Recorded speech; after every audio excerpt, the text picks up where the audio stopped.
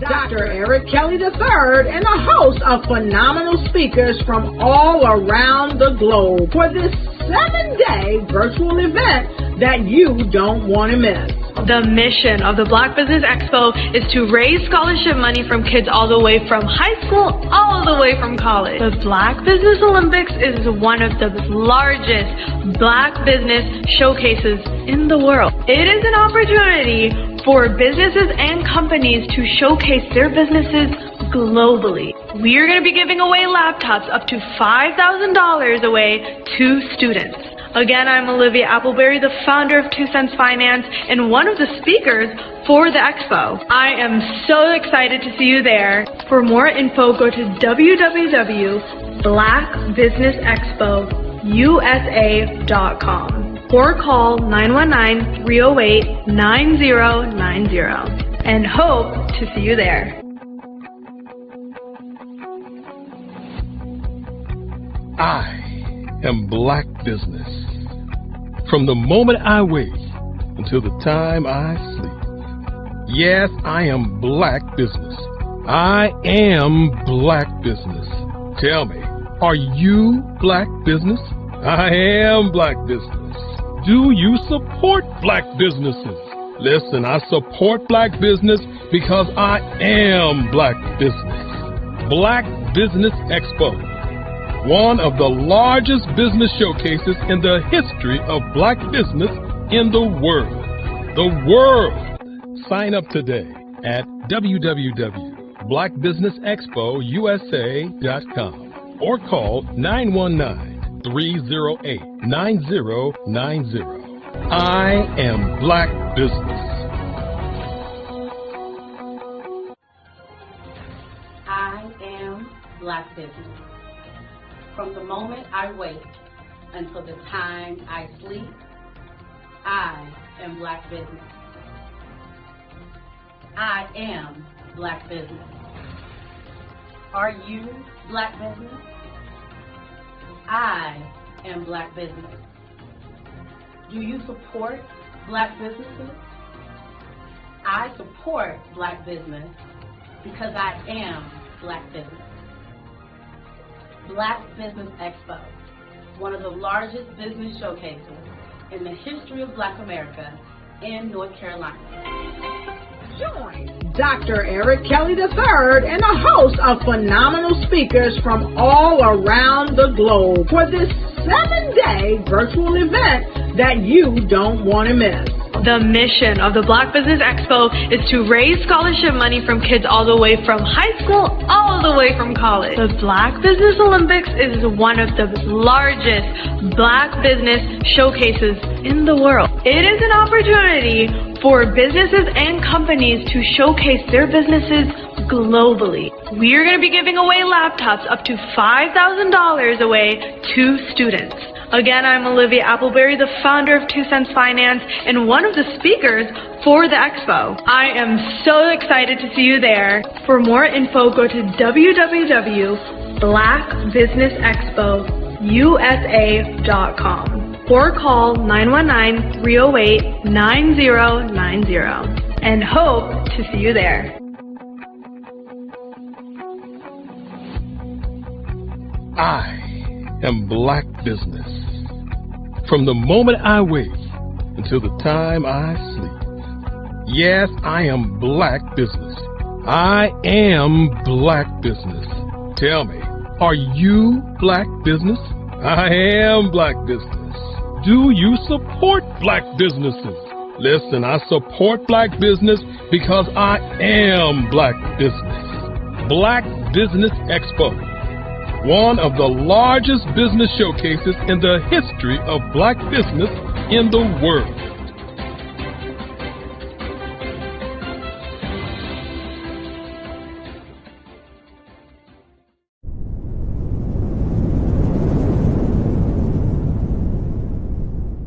Are you a forward-thinking entrepreneur or business owner?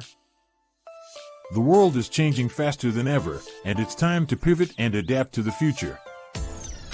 Hello LLC is here to help you do just that. Hello stands for helping enterprises leverage leading-edge optimizations.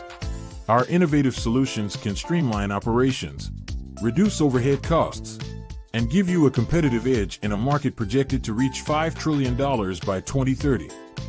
By pivoting to the metaverse, businesses can tap into a rapidly growing market that is projected to be a significant part of daily life for 25% of Americans by 2026. As a full digital metaverse agency, the Hello LLC can help you create custom solutions to streamline operations, increase productivity, reduce costs, and drive brand recognition. Why should you pivot to the metaverse with the Hello LLC? By leveraging cutting-edge technology, you can provide immersive experiences for your customers, expand your global reach, and unlock new revenue streams. Contact us today to make the pivot.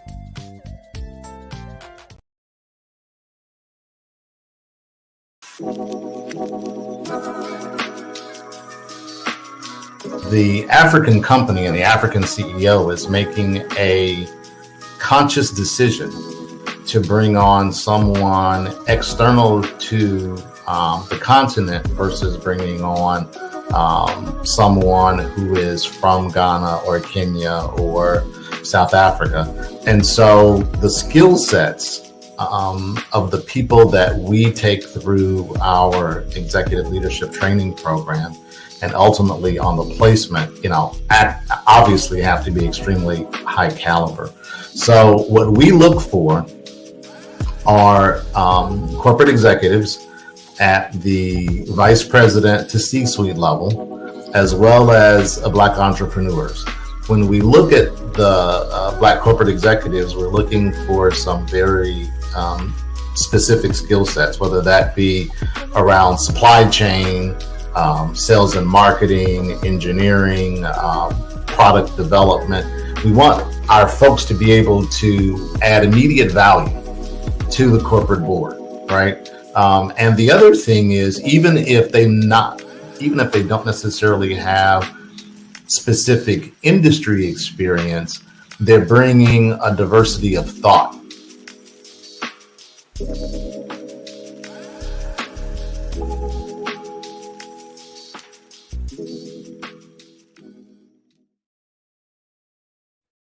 Hey everyone, it's Grant McGaw, CEO of 5-Star BDM and host of the award-winning Follow the Brand podcast and TV series, where I help you to build a 5-star brand that people will follow. My genius is personal brand development through intelligent communication and helping you achieve your business and career goals. I am a requested speaker on digital technology and brand development issues. I want to work with you to increase the value of your current opportunities while attracting new ones. Every one of you is unique, and we all share challenges that can be addressed through smart branding. As a super connector, I work with you as an executive coach to guide you along the complicated business and career development road, providing the enhancement tools and information you need to succeed. Together, I will help you succeed in today's challenging business climate. I will evaluate and measure your progress. Best of all, I am right alongside you every step of the way. Build the brand called you. Genius is coming. Sometimes you got to hear the news from the Black perspective, and more specifically, Black publishers. And that's exactly why you have to download the HeyTie app, the largest mobile app delivering breaking news, videos, and podcasts from 200 of your favorite Black publishers. Yes, 200 Black publishers delivering news as it happens, literally all in one app. Go to HAYTI.com or download the app in the Google Play Store or Apple App Store. It's completely free, along with information that you can trust, so go check them out.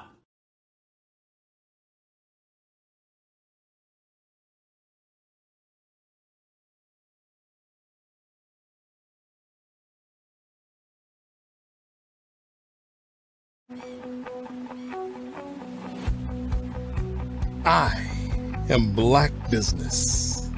From the moment I wake until the time I sleep. Yes, I am Black Business. I am Black Business. Tell me, are you Black Business? I am Black Business. Do you support Black businesses? Listen, I support Black business because I am Black Business. Black Business Expo, one of the largest business showcases in the history of Black business in the world. The world! Sign up today at www.blackbusinessexpousa.com or call 919-308-9090.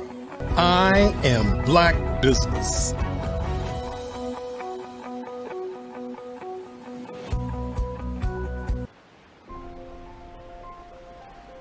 What if you could build your own city? A place where every child can find nurturing people to help them achieve their full potential. A place where every adult can access job training support, where health education is abundant, where social justice ruled the land. A place without limitations. Welcome. You have arrived at STEM City USA. It is what every city should be. A safe and trusted community where you find people and resources to help you become everything you are and beyond. STEM City is unlike anything you have ever experienced. It is a digital twin of the world around you, only better. STEM City is about energy and soul renewal. It is more than a digital world. You can almost feel the power of live cultural events, music, and theater. STEM City promises a better future for children with caring mentors and hands-on activities with dedicated tutors to support our youth. STEM City is your passport to a healthy lifestyle with weekly events addressing our community's many issues. STEM City is your financial well-being with helpful information on wealth management, career advancement, job training, and so much more. STEM City is the community you deserve. It is the city where your dreams can come true. STEM City USA, a place in the sky that is accessible to all who reach for the stars.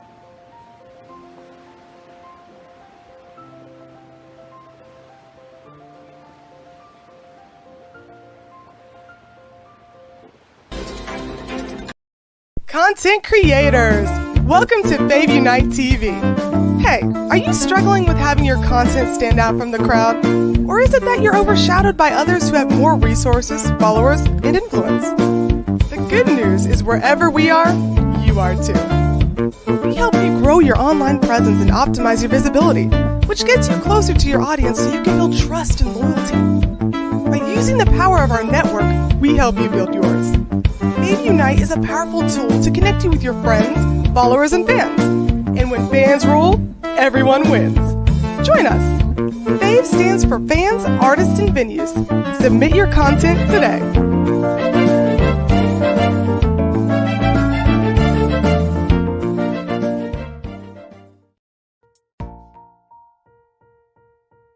Have you ever seen a parent stressed out and needed a stress reliever with their child? One morning I was coming out of a store and saw a mother and her 3 or 4-year-old son. She was highly upset, actually beginning to yell at him. However, the more upset she became, it seemed the calmer the child became. He sat down on the sidewalk, crisscross applesauce, folded his arms, and looked up at her with a smile.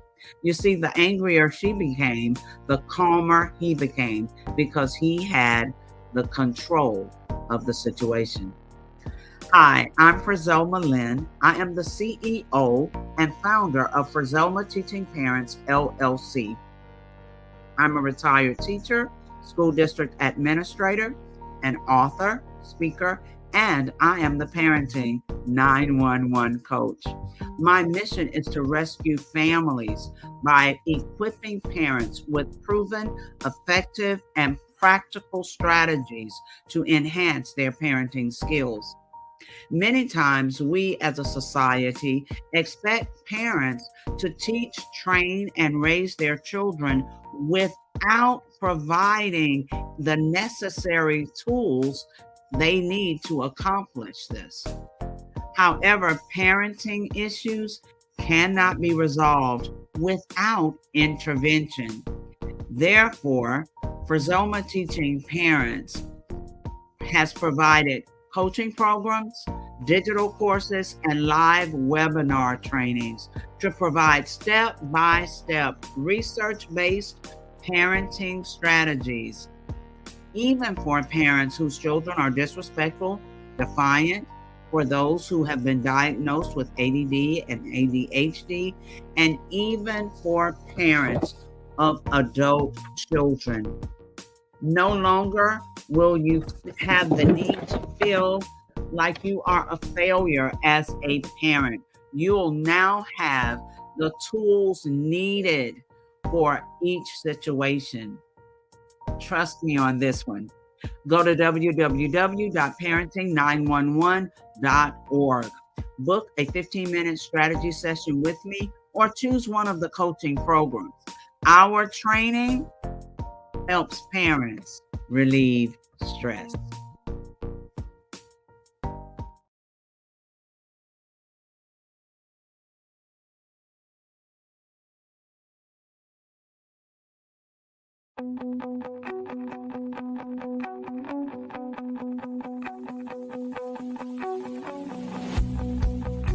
I am Black Business.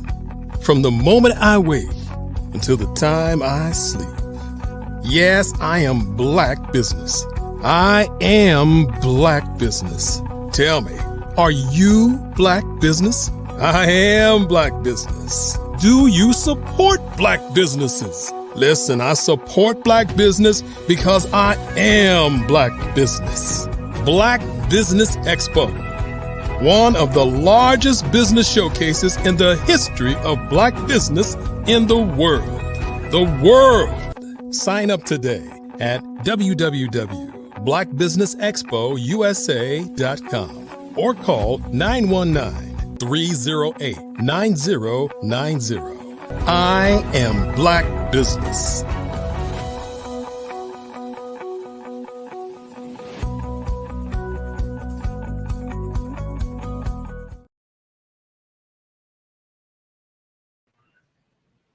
Good afternoon. Good afternoon, business owners, entrepreneurs, thought leaders, and corporations. Welcome to the Black Business Network.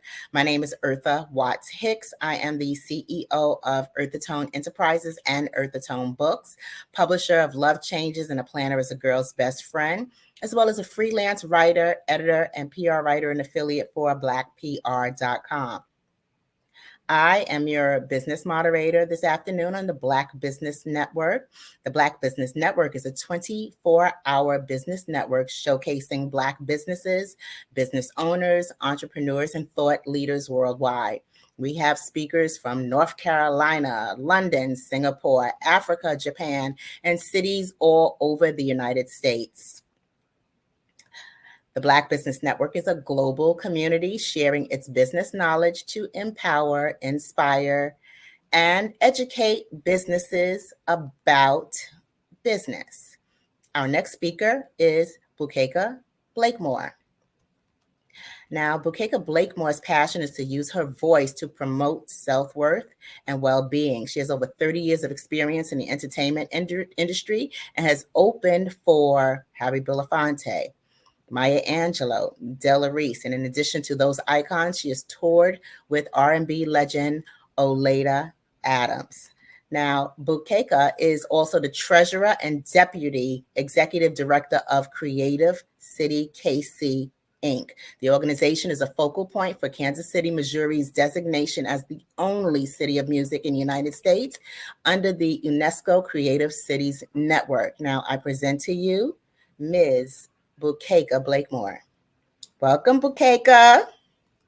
Well, Eartha, thank you so much for that amazing introduction. You're just amazing at all that you do, and I appreciate your welcoming me to the platform today.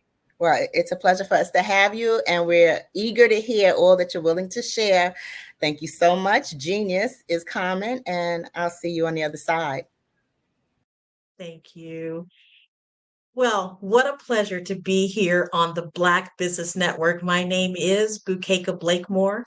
I am the CEO and co-founder of Fave Unite TV. And as our moderator graciously shared, that I am also the Deputy Executive Director for Creative City KC. We are a not-for-profit organization that is the focal point for the UNESCO Creative Cities Network. And I'm here today to not only tell you more about who I am as a business owner, as and a creative, but to also share with you why it is so important that we have Black media representation. So first, let me just tell you a little bit about myself. I am a singer-songwriter as well as the aforementioned uh, roles that I have as a business owner. I have extensive knowledge in the areas of event production and making sure that creatives are well represented when they are on stage and performing. One of the things that I think is really important for you to know about me is that I am passionate, very passionate about using the power of my voice. And I think that that's critically important for all of those who are um, Black content creators, Black business owners in particular, who really need to use the power of their voice to make sure that people know the worth and value that they bring to various enterprises. And so that is a little bit about me. Now, let me tell you a little bit about Fave Unite TV. A while back, my husband and I had the concept of creating a social media network. That social media network, we decided to call it Fave Unite. Fave stands for fans, artists, and venues. And the purpose of that social media network was to bring underrepresented and unrepresented content creators in the music industry primarily, to have them become a family, a community of fans, artists, and venues. And as technology evolved over time, we decided that when streaming television became something to invest in, we chose to pivot and move into that direction. And we're so glad we did. It was the best move we could have ever made. And so, as you know, when you pivot and you craft your business model, it can formulate it may take time to formulate and put into a crystallized package that makes sense as a business model. And so that's what we've done with Fave Unite TV. We have formulated a business model of a streaming platform for Black content creators, such a needed field for many Black people in media, which is why we also have the Black Business Network, right? So what happened for me when the light bulb came on for me when we began this process of a time when I was watching television in the early 90s. My son was watching television and he was looking at the news, and I thought there's got to be something better for him to watch. So I started changing the channels and I landed on reruns of The Cosby Show and A Different World. And what I saw there absolutely amazed me. It actually took my breath away. It made me see myself in media because you see, prior to that, I didn't see a Black middle class family of professionals represented on television. I saw a lot of comedy, which is fine. And I saw Black people who were moving on up, which is fine. But I hadn't seen that type of representation that looked like my family. Two Black professionals in an upper middle class neighborhood, and that had been successful in their own right. And what captured me is the feeling that came over me. So when we began this channel, Fave Unite TV, I went back to that moment. I went back to that moment of my own personal experience of not seeing myself represented in media, in television. And then I began, as we began to formulate this company and determine exactly who was our target audience and what were we going to show and why it was important.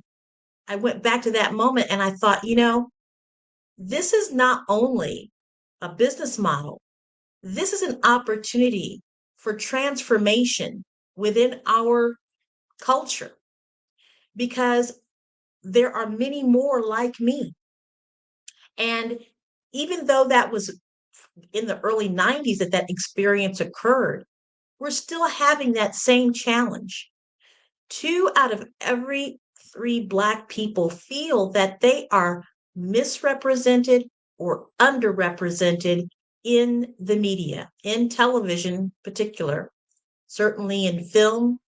And what we know is that is unacceptable. But what we also know is that we've got to take our power back and create those experiences so that we can be represented, so that the authentic narratives of our lives can be seen, enjoyed, and that we can prosper from that as well, as so many other cultures have done. What I know about Fave Unite TV and being the CEO of that channel is that it is a responsibility as well as a role to make sure that this business is a business model that is successful. And we are so thankful that that is the case. So let me tell you a little bit about where we are located. I moved to Kansas City, Missouri from the Detroit area back in the mid 80s. And at the time, Kansas City was lacking fearlessly in terms of entertainment. But what I began to notice is that there's a rich, rich history of Black entertainment in Kansas City. It is where the genre of jazz truly matured. In fact, there's a section in the Kansas City area called 18th and Vine. And you're probably familiar with the song Kansas City, here I come, 12th Street and Vine. That neighborhood, that area of Kansas City is significant to Black history, and particular to Black music history.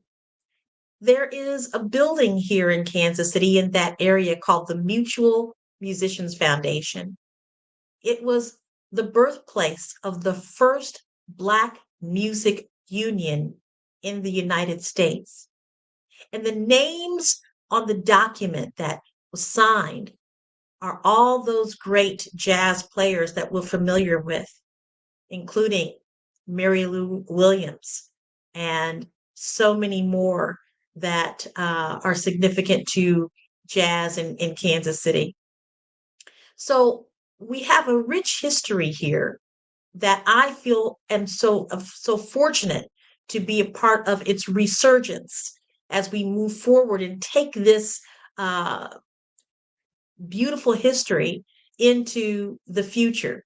And that's where my role comes in as the Deputy Executive Director for Creative City KC. So our role is to make sure that we preserve this history, that we preserve its authentic narrative. And I'm so glad that I'm able to do that along with Fave Unite TV and working in conjunction with Creative Cities to make sure that this narrative also has a place in video on demand and streaming. In fact, here in just a couple of weeks, we're going to be hosting a conference called the Return to UNESCO. And it is a celebration of the United States rejoining the UNESCO network. And we are the first city in the United States to acknowledge this rejoining into the UNESCO network. You might be wondering what UNESCO is. UNESCO stands for United Nations Educational, Scientific, Cultural Organizations. And so our city, Kansas City, is the focal point for the creative city of music in the United States. And we are the only UNESCO creative city of music in the United States at this time. So, as you can tell, the worlds that I live in are supportive of the story of Black stories and storytelling. And that is why I am here today, because this is a story that is absolutely worth telling. I love the fact that here in Kansas City, we have been known or actually emerging as kind of a sports dynasty, right? But that also includes that in a couple of years, Kansas City will be hosting the World Cup in Kansas City. So I am thrilled to be in the midst of all of the ways that Faith Unite TV and Creative City KC will touch the world in many, many ways. Not only from the point of helping Black content creators be seen in the in all around the world, but to be doing it from a place in Kansas City that is historic and that is known for its tremendous Black history in the field of music, which also extends to other areas such as film and television. So many artists come from Kansas City, and the world doesn't know that, but we're here to make sure that those authentic stories get told on Fave Unite TV. I think one of the things that I wanted to make sure that this audience is aware of is when we started this network, we found that there were many of the big league players, I would guess to make it call them that, that are trying their very best to get content or be known for showing Black content on their channels. But they're not showing the authentic narrative. A lot of it is repurposed. A lot of it is narratives that we did not create, or they are not green lighting those types of projects or as many projects as that would be representative of the population of Black people in the United States. It's very marginalized. So that's why we're here. We're here to be the representative of Black content creators in all forms. Whether you are a podcaster or whether you're a filmmaker, a vocal artist, a music artist, anything that would demonstrate you as a Black content creator that has a place in the world of video content, we are that place. We are the place that you need to come to so that we can showcase your beautiful and amazing work as a Black content creator. What's really fabulous is that we know that there is a huge audience for this. There is an audience that is looking to see themselves in Black media. We have a particular aspects that we are accustomed to seeing. There's a lot of hip hop, which I love hip hop, and there is jazz, and we're starting to make sure that there is more representation of that. But we have lifestyles. Black people, we love to travel. We love to cook. We love to design, and we love to make sure that we are on the leading edge of media, of STEM, of all the things that are supportive of livelihoods in the United States and abroad. So we are the platform for you to see innovation, for you to see transformation within our community on a platform that is streaming.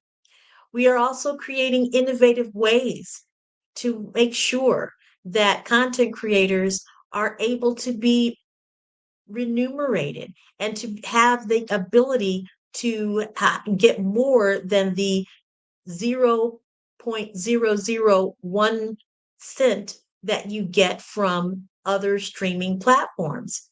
You know, our creation, our genius has value and worth. And what Fave Unite aims to do is to make sure that we are a voice and a platform and a means to have that happen. For Black content creators to use our platform as a means of having a greater livelihood connected to the genius that they have in their creativity. Uh, More important, I think it's very that we have to leave a legacy. And that's a major part of what we're here to do with Fave Unite TV. And personally, that is a huge part of what I want to do with my life is to leave a legacy. And so the work that I do with as a founder of Fave Unite TV, as well as being the executive director of Creative City KC, it's about leaving a legacy. So one of the things that I will be doing in June as well is participating and facilitating a workshop, a film and music workshop that is sponsored by Creative City KC. And the facilitators of the workshop is none other than two-time Oscar winner Willie D. Burton. Willie has been nominated 8 times for his work as a sound engineer for movies such as Shawshank Redemption, such as in the Indiana Jones series. He also did the sound for Roots, and he was just nominated for doing the sound for Oppenheimer. So Mr. Burton and his production partner, Derez Douglas, a pioneer among Black women in the television and film production industry, will be facilitating this workshop called the Foresight Film and Music Workshop.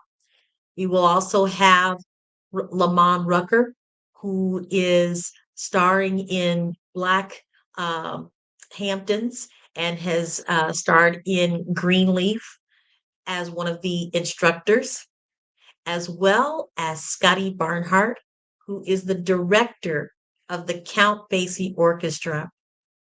We will also have Phil Robinson, who is the vice president of the Motion Picture and Academy, who will do a virtual presentation. Yes, we're here to leave a legacy. We're here to make sure that the young people participating in this workshop, ages 18 to 25 here in Kansas City, will be able to learn from masters in this industry in areas that aren't always in front of the screen. There are so many opportunities behind the screen, as I mentioned, sound, there's directing, there's writing, there's lighting, there's photography.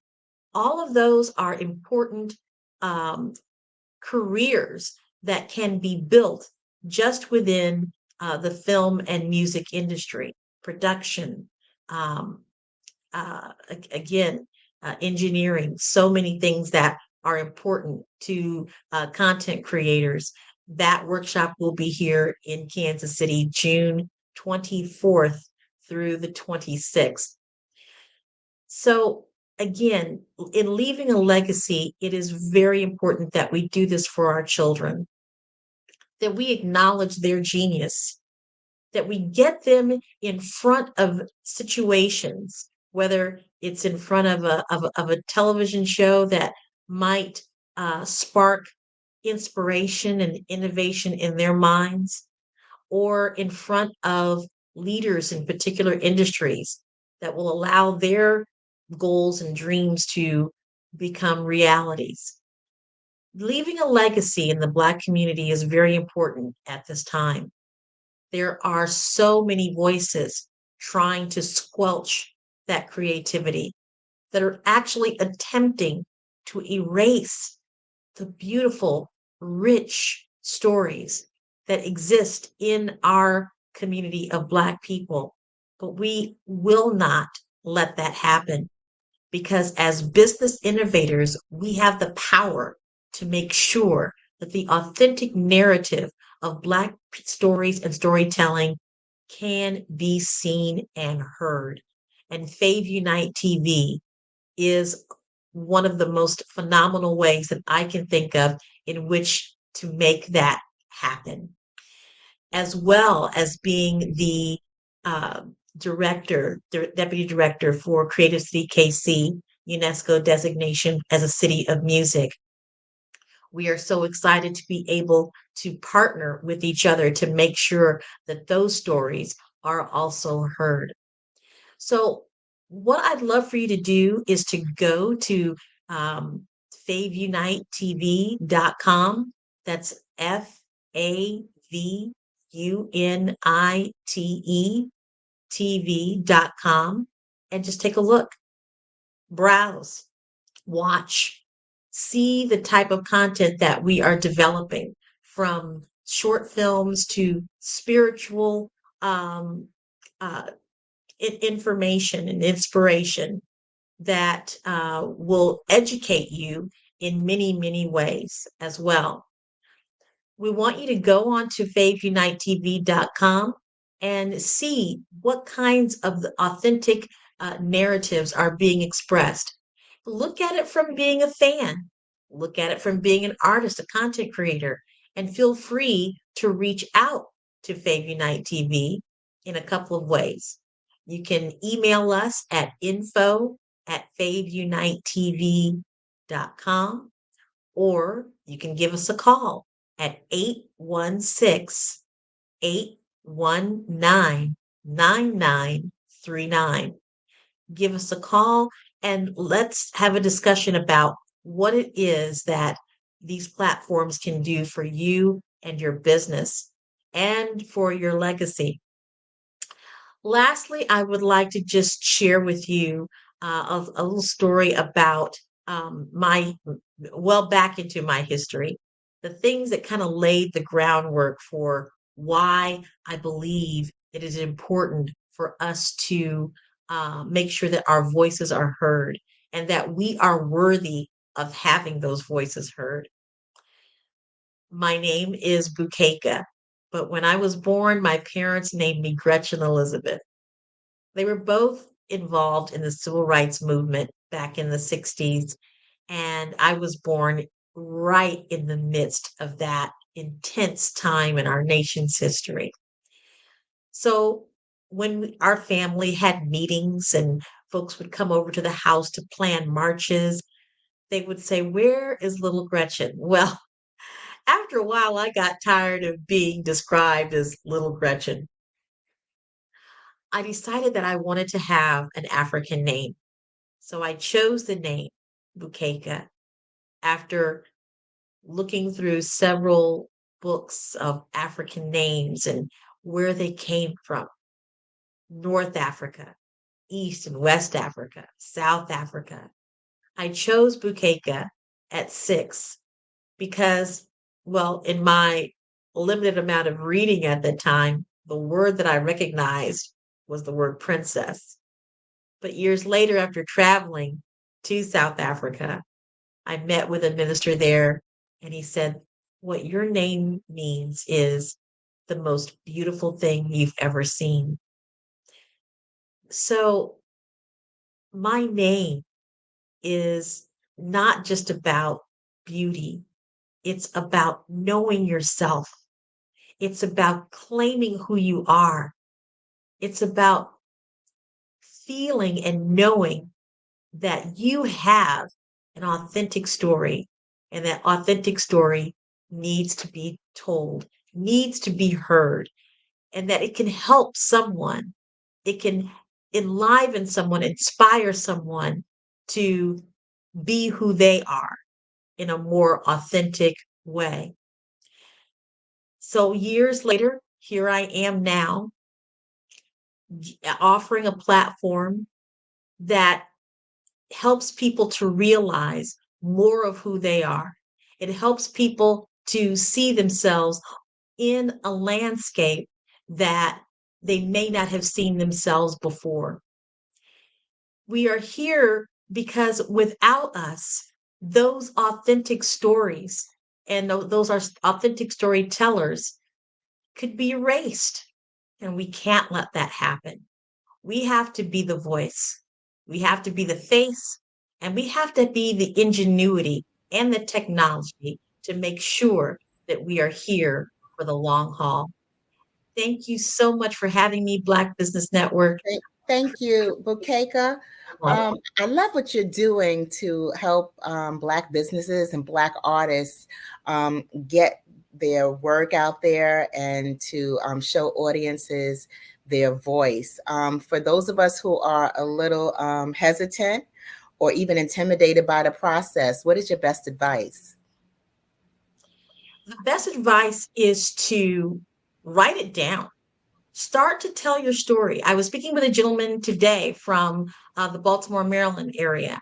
And, he was talking about the fact that he has had to pivot so many times and how Black content creators really have to do that. They have so many different types of careers just to stay relevant throughout their life. So write your stories down.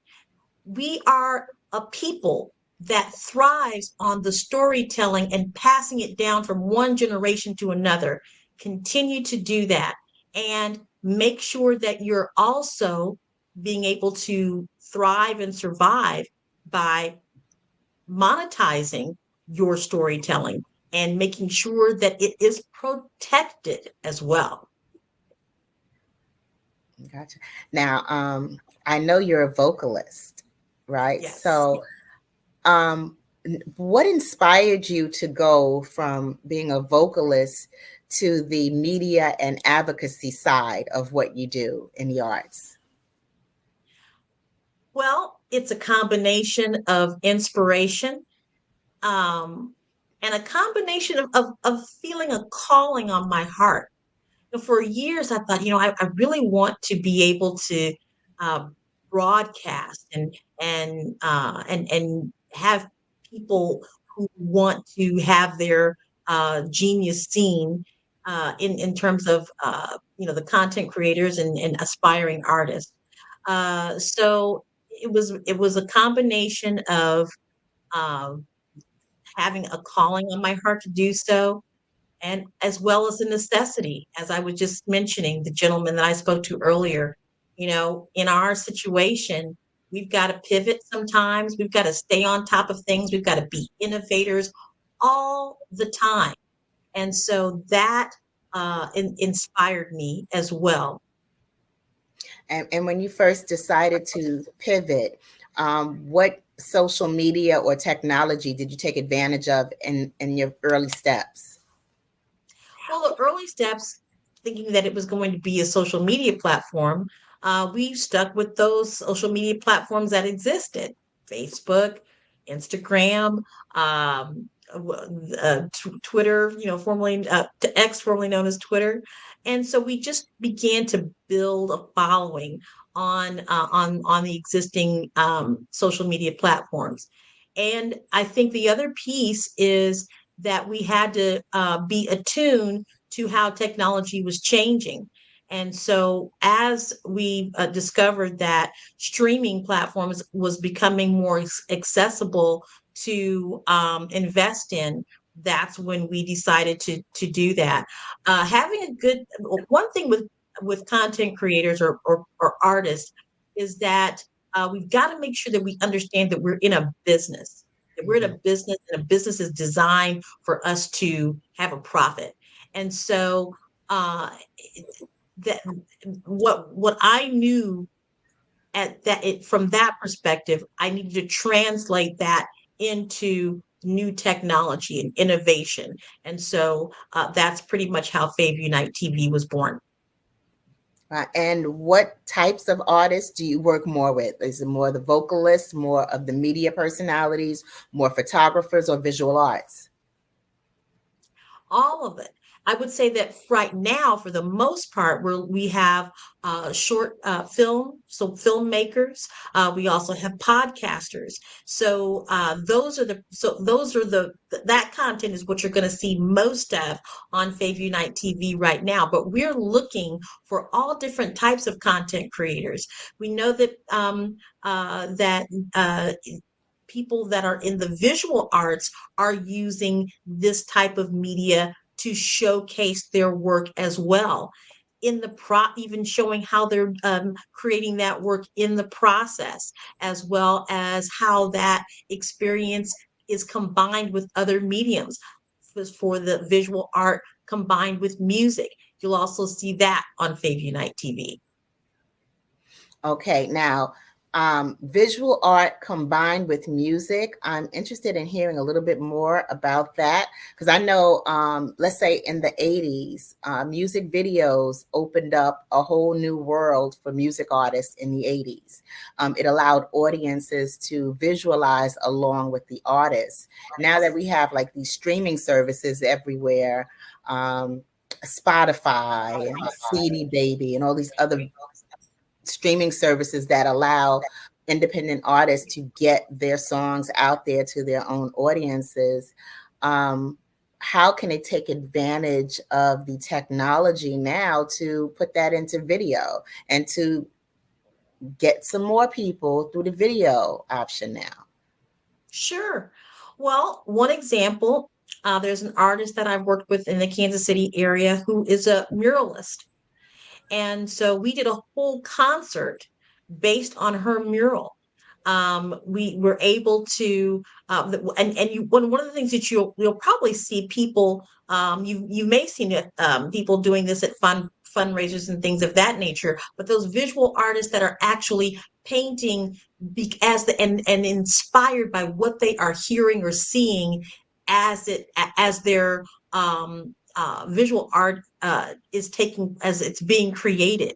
So I encourage artists to be very expansive in their thought as to how they can have their work produced in a video format, even if if there's canvas and paint and a camera, that's content, and it can be seen and appreciated by an audience. Wow. And also too, spoken word artists, would this be an option for spoken word artists as well? And I'm curious, is it limited to the Kansas City area, or is this all across the country and around the world? All across the country and around the world. We just happen to be in Kansas, which most people are like, well, why aren't you in LA or why aren't you in New York? Is because streaming doesn't require you to be in any particular place. You can be in Kansas and have a brilliant idea and broadcast that idea around the world. And that's exactly what we're doing. Wow. Thank you so much, Bukeka. Can you please remind our audience how they can connect with you? Absolutely. So feel free to go to Fave Unite TV. That's FAVUNITE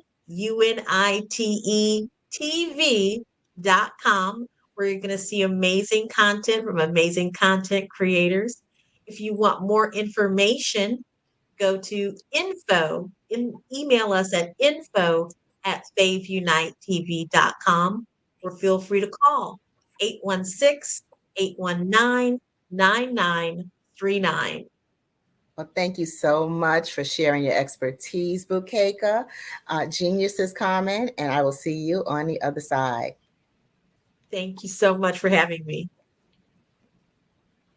Wow. Ooh, that was amazing. The Black Business Expo's mission is to raise funds for high school seniors going to college or K through 12 entrepreneurs.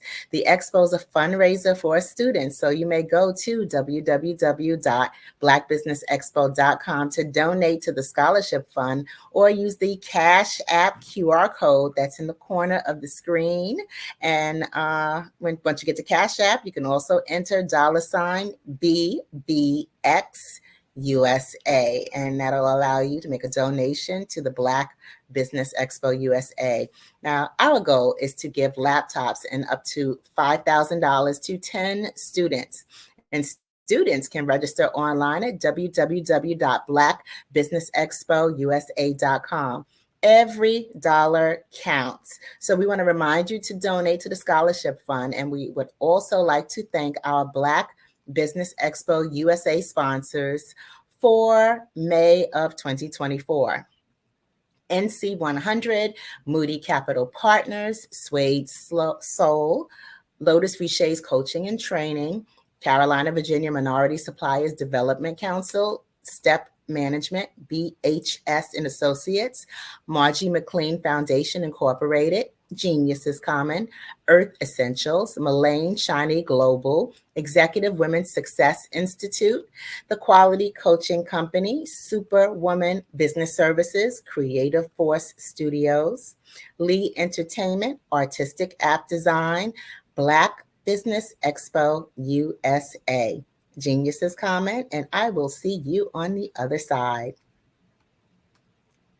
Over the past few years, we've seen the growth of existing and new initiatives focused on financial inclusion, building global networks, and reducing the wealth gap in response to the idea there's not enough seats at the table. Whether their outcomes are to increase the representation of Black executives on corporate boards, ensure an inclusive global economy, or to create new U.S. African commercial pathways, the strategies are often carried out by separate programs. The question is, should they be? With the continent of Africa being home to more than half of the world's fastest growing economies, the youngest workforce, over 400 companies generating more than $1 billion annually, 700 generating more than $500 million annually that are poised for growth, and being the destination of nearly $5 billion in venture capital in 2021. Diversifying U.S. and Africa commercial engagement by building bridges between African businesses and their U.S. diaspora should begin being seen as mutually beneficial. From helping to reduce Africa's enormous capital gap to catalyzing two-way trade opportunities, the COVID-19 global pandemic hopefully has taught us that global challenges and opportunities are more interconnected than we thought. During the pandemic, African companies like Unicorn Flutterwave, insurance provider Reliance Health, ride-hailing app Yasir, and 54Gene, the continent's first bank of DNA on people of African descent, proved that when African companies have access to networks, capital, and information, they grow big, grow fast, and create solutions that are valuable to the world. This is why BDirect was created. We are the first U.S.-based but African-centric board preparedness and board search company designed to connect U.S. Black talent and corporations to African businesses. Unique and fundamental to BDirect's success is our process of helping board candidates adapt their experience and networks to an African context before they're connected to high-growth companies that are looking to locally and globally scale. From our focus groups with African business execs and government leaders, we don't ignore the sentiment that business is easy, but people are hard. Having a pool of board candidates with hard-to-access networks and extensive experience across the business life cycle, including successfully raising capital, is table stakes for an initiative like this. So yes, we have that. But corporate or entrepreneurial success in the U.S. does not guarantee success in Africa. Developed alongside industry partners on the continent, our training program, BDirect Prep, is designed to transpose their experience to create cultural comfort, understanding, and a commitment to helping businesses in Africa scale. Our board governance sessions are African continental and country specific, integrated with cultural awareness and dexterity training, masterclasses led by African industry execs, and mentoring and coaching from African continental-based facilitators. But even more unique to BDirect Prep, we cap off our training program with an immersion trip to help candidates that have not been to Africa before see and feel Africa's complexity and opportunity from African soil. We all know traditional network-based board placement has historically left a lot of us out of ever really being in the paid board pipeline. Our strategy supports the work of many great organizations that are successfully filling seats at U.S. board tables by creating more tables for those that are still left on the sideline. It's time to start seeing the role and value of U.S. Black talent and businesses on the continent of Africa differently. Old perceptions and habits limit economic inclusion. Let's transition Black talent and the African businesses they will support from the periphery of the global economy to its core. Living in a global lockdown, we all know now how fast local and global economies can change, and see the value of having businesses that hire, strengthen local value chains, and even grow globally. Status quo in any form holds back progress. We must democratize U.S.-Africa commercial engagement by socially and economically connecting cultures that have long been disconnected. It's time for Africa's U.S. diaspora to redefine their global value by helping African businesses scale continentally and globally.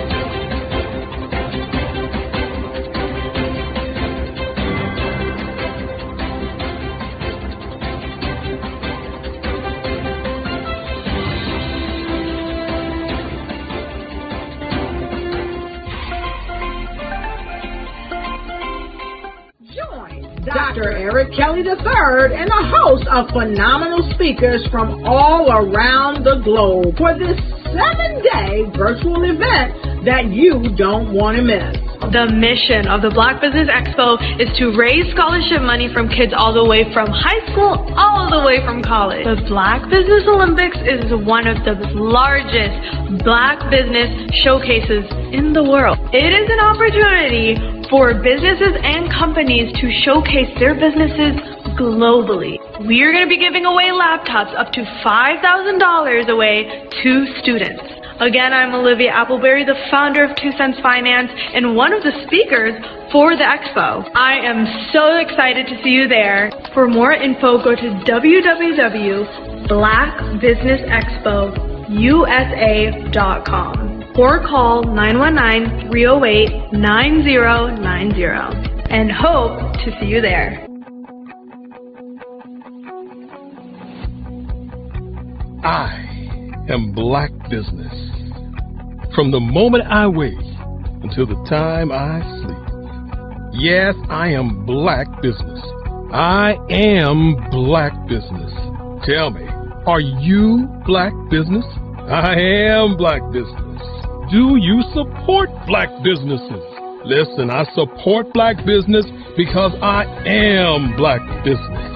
Black Business Expo, one of the largest business showcases in the history of Black business in the world.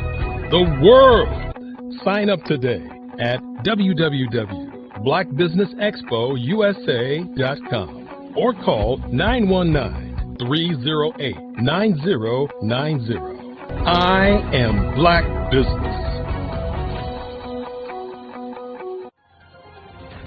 I am Black Business.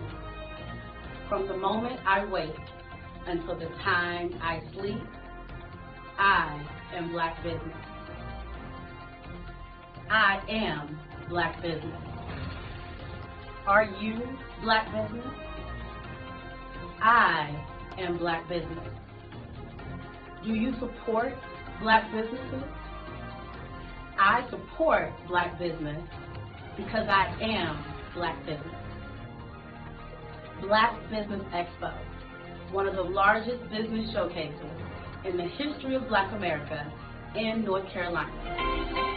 Join Dr. Eric Kelly III and a host of phenomenal speakers from all around the globe for this 7-day virtual event that you don't want to miss. The mission of the Black Business Expo is to raise scholarship money from kids all the way from high school, all the way from college. The Black Business Olympics is one of the largest Black business showcases in the world. It is an opportunity for businesses and companies to showcase their businesses globally. We are going to be giving away laptops up to $5,000 away to students.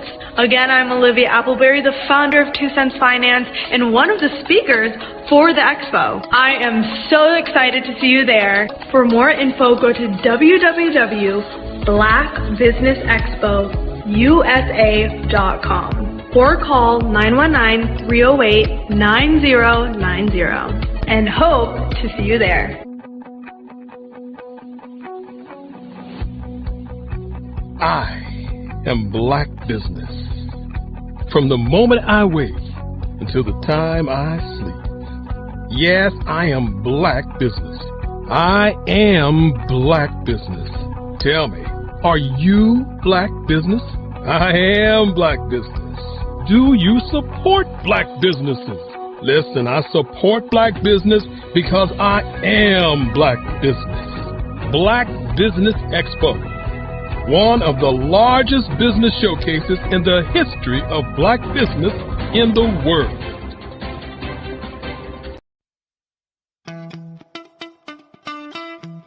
How many times have you been asked to help someone you didn't even know, a student, a business entrepreneur?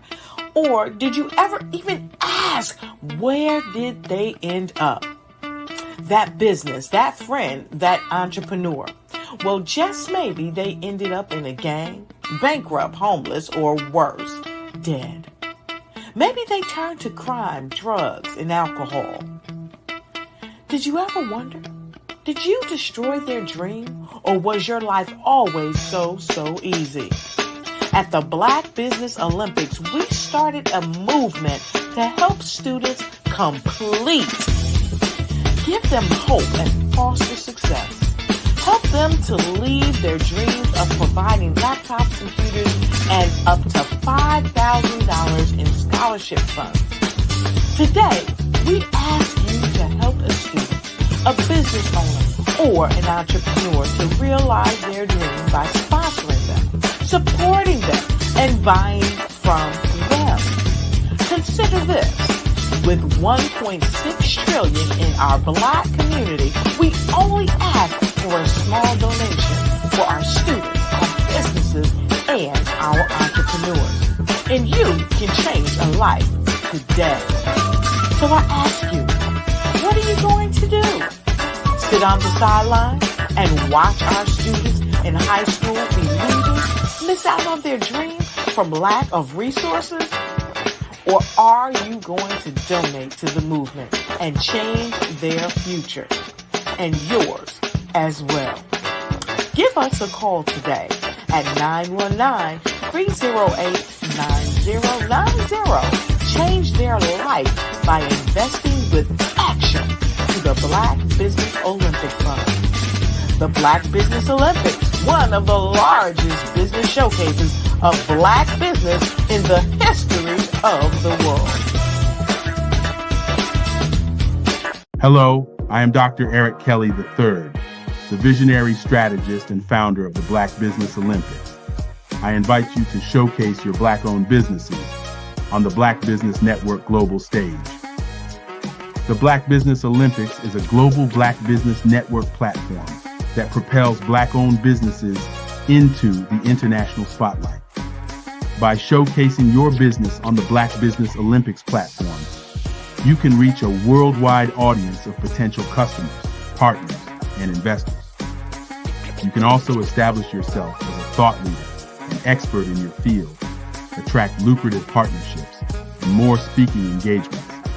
In addition, the Black Business Olympics platform provides a valuable opportunity to connect and collaborate with like-minded entrepreneurs and business professionals from around the world. This can lead to new business opportunities, ideas, and relationships. Finally, by sharing your story and expertise on the Black Business Olympics platform, you can inspire and empower others. This is a powerful way to make a positive impact on the world and leave a lasting legacy. If you are a Black-owned business owner, I encourage you to seize the opportunity to showcase your business on the Black Business Olympics platform. It is a once-in-a-lifetime opportunity to make an indelible mark on the world. Be one of the 1,000 visionary entrepreneurs who are changing students' lives, shaping industries, and leaving an unforgettable legacy for their families.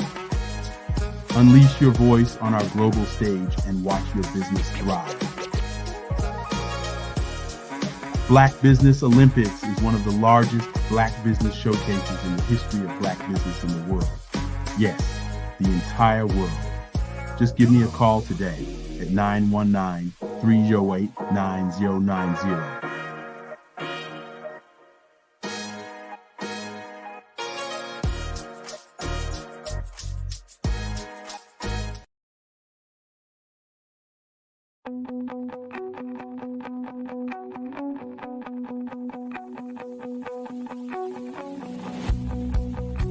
I am Black business. From the moment I wake until the time I sleep. Yes, I am Black business. I am Black business. Tell me, are you Black business? I am Black business. Do you support Black businesses? Listen, I support Black business because I am Black business. Black Business Expo, one of the largest business showcases in the history of Black business in the world. The world! Sign up today at www.blackbusinessexpousa.com or call 919-308-9090. I am Black business.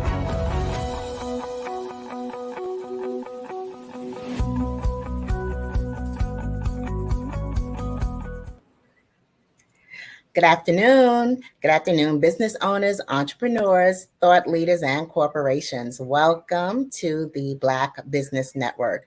My name is Eartha Watts Hicks. I am the CEO of Eartha Tone Books, the publisher of Love Changes and A Planner is a Girl's Best Friend, as well as a freelance writer, editor, and PR writer and affiliate for blackpr.com.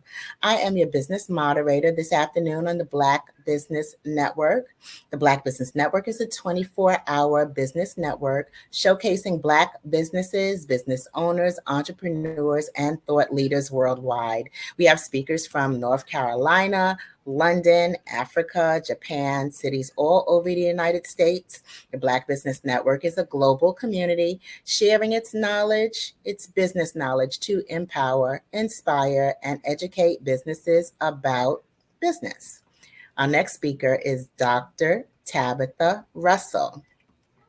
Now, Dr. Tabitha Russell is an international keynote speaker, best-selling author, and financial expert with over 20 years of experience in financial literacy. Dr. Tabitha is the money makeover mogul, a leading authority on financial empowerment, guiding clients from college students to those in the corporate world to embrace financial freedom and manifest six-figure success and beyond. I present to you Dr. Tabitha Russell. Welcome, Dr. Tabitha. Hello. Thank you so much for allowing me to be here on today. Oh, you're very welcome. You're very welcome. And I'm very eager to hear what you have to say, honey. Genius is coming, and I'll see you on the other side. Thank you so much. Hello, everyone. My name is Dr. Tabitha Russell, and I am honored to be here today on the Black Business Network to talk about a subject matter that impacts each and every one of us, and that is financial literacy. Whether you are from a bustling city or a quiet village, financial literacy is a vital skill that empowers us to take control, and I do mean control, of our financial futures and achieve our goals. So the thing comes down to understanding financial literacy and what it is. And financial literacy is basically the ability to understand and use various financial skills effectively. including our personal financial management, budgeting, saving, and let's take it a step further into investing. Now, it's about making informed decisions with your money to ensure financial stability and security. And when I say informed decisions, that means that you are empowering yourself when you're taking on the task of learning financial literacy and what that looks like. You're taking it upon yourself to now learn the tools that's going to make you most effective with managing your money. Now, why is financial literacy important? It is important because it has global economic impacts, meaning that global economic stability is affected by financial literacy, and it contributes to the overall economic health of nations by promoting responsible financial behaviors. And you may have seen here recently where countries have been supporting other countries based upon the challenges that they may have experienced. Now, I will say that that just doesn't happen, right? In order for you to give out of your resources, the money has to come from somewhere. So this is where financial literacy really does play a huge role in that.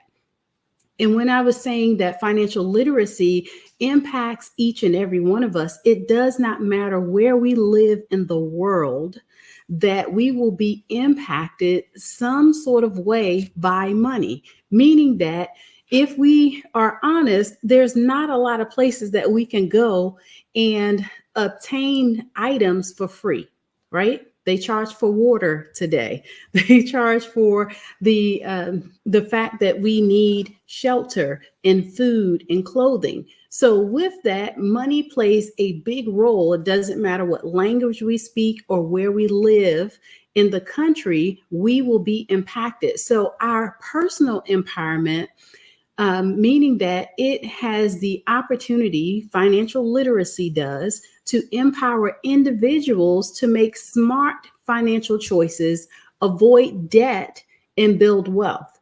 Now, when we talk about avoiding debt, there's two sides to that because there's good debt and there's bad debt. And we won't get into a lot of that on today. However, as you're learning more about financial literacy, it takes you down a path to learn sometimes when it's a good measure for you to invest. For example, we'll use real estate. Real estate would be something that is considered to be good debt. And then we would say credit cards, for example, the use of them improperly could be bad debt. And so those are just some of the things that you can learn from financial literacy, as well as generational impacts is also influenced by our ability to learn financial literacy. So educated individuals can pass on their knowledge to the next generation, fostering a culture of financial responsibility. Let me just share with you just a little bit about why I am so passionate about financial literacy. I grew up in inner city Philadelphia, which allowed me to have an absolute amazing opportunity to go to a very good school, I would say. I went from the school that I was going to, and I was bused to, or had the opportunity to participate in a program that was for more of the gifted and talented, which afforded me the opportunity to be around some individuals that had a little bit of a different culture than what I was previously exposed to. So with that, the education that came along with it was a little bit more advanced. And so it allowed me to get up every morning, get on public transportation, and take the SEPTA bus all the way to the end. Once I got there, I got on the L train just to get to my school bus to take me across town every day. Why do I bring that up? I bring that up because it gave me a passion for learning more of what I was experiencing, because I went from where I lived out to the suburbs, basically. And with that, I'm passing these big houses with really nice cars in the driveway. I'm seeing my peers drive to school every day on a regular basis, which allowed me to ask some questions. You know, what do your parents do that you get the opportunity to drive a car to school every day or live in the homes that you live in? And I was told that they were, you know, some of them were the town's dentist or the attorney for the town or some sort of business owner. For me, I knew then that being an entrepreneur was going to be the thing that could potentially make a different life for me and my family, as well as set me up for a level of success. Along my entrepreneurial journey, I have become a serial entrepreneur, and I now teach those very same strategies to individuals around the world through financial literacy, though, because we have to set a good foundation first before we can actually build and go out and be successful. So with those tools, you know, at one point in my life, being an entrepreneur, I thought that I was doing something absolutely amazing.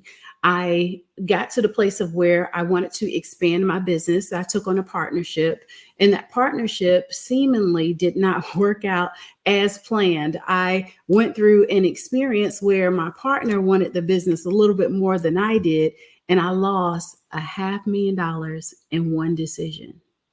I share that with you because I learned in that moment that I didn't know what I didn't know. I didn't know that my contract needed a contract. I didn't know that I needed to set up some additional parameters so that I would not experience the loss that I went through, meaning I lost everything, lost my house, my cars, all of the money that I had in the bank. And I had 4 small children at the time.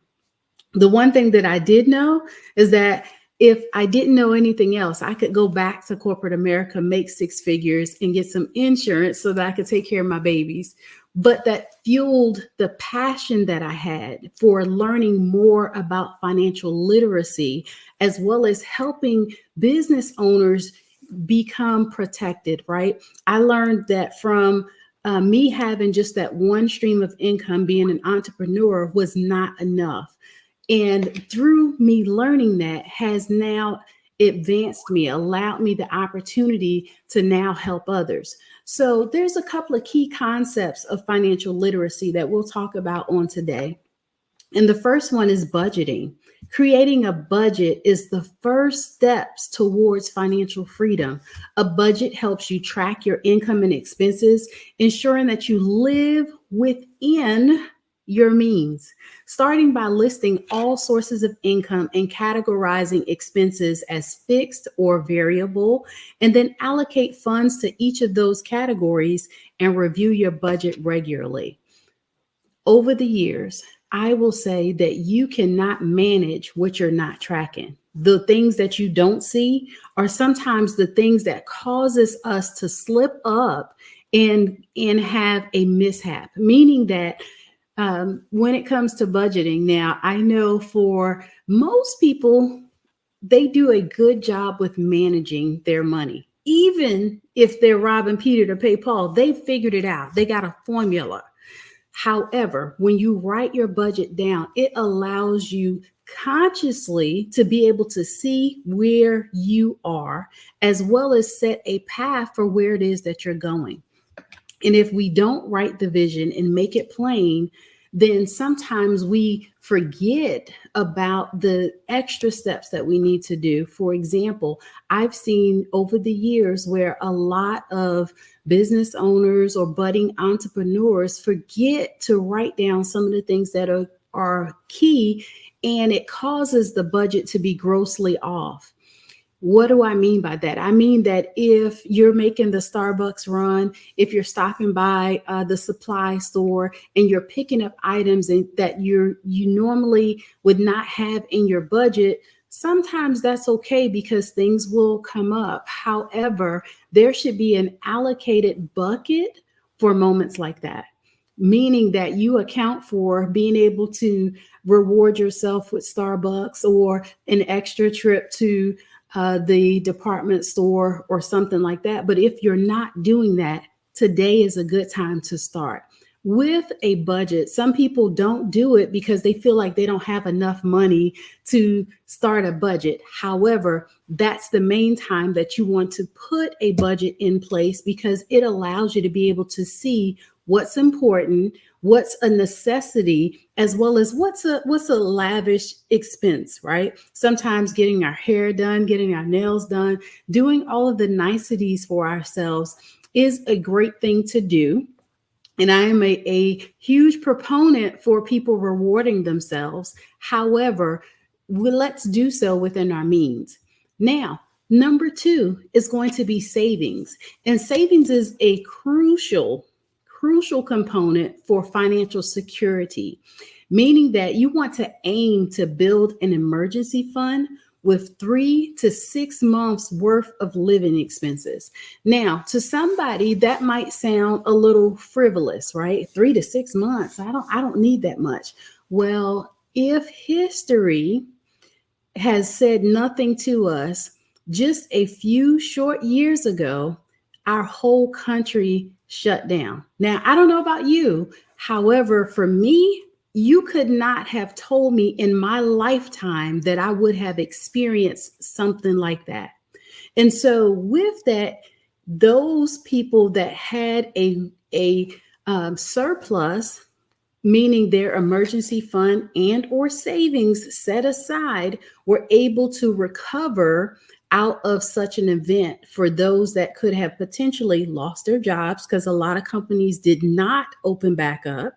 And some people had to figure out now what they were going to do for income. So with that, this is where you set yourself up for things like that, because statistics say that there's 60% or more of families that are living paycheck to paycheck, and just one financial emergency of $400 or more could wipe them out. And so with that, having an emergency fund, having a savings plan will help the families to be able to navigate that and really not miss a beat, not cause a hardship or strain to the family. So you can also automate your savings to ensure that you have consistent contributions. And remember, even the small amounts can grow significantly over time with regular contributions. So I encourage people to start where you are comfortable. What can you afford to put aside? And watch it grow, meaning set it and forget it. When you automate it, it becomes like a bill, right? You should honor yourself by paying yourself to be a good steward. Number 3 is investing. Now, this can have a lot of different looks for a lot of people. Investing allows your money to grow over time. And so understanding the basics of stocks, bonds, mutual funds, and real estate even, and diversifying your investments to spread risk and increase potential returns, start investing early to take advantage of compound interest. Compound interest means that your money grows potentially at an exponential rate, depending upon your level of risk when it comes to investments. Now, I am not here to give you advice on investing itself. However, there's a lot of free tools available to you. However, you just have to investigate, right? A lot of times you can start with your financial institution, where you can go in and sit down and talk with someone, and they can tell you where you are and come up or help you to develop a plan of where it is that you want to get to when it comes to retirement, buying a home, potentially investing in a purchase on a car. A lot of those things have the ability to affect your financial risk as well as your financial stability in the marketplace.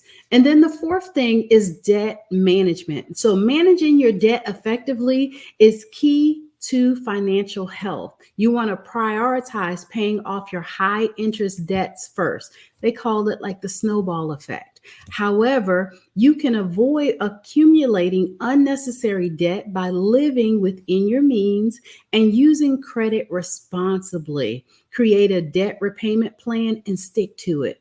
That is the thing of the day.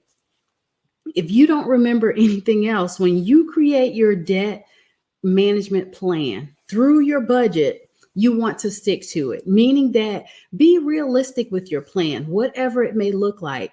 I know for my family, we have a plan ourselves. And what we do is we visit it regularly.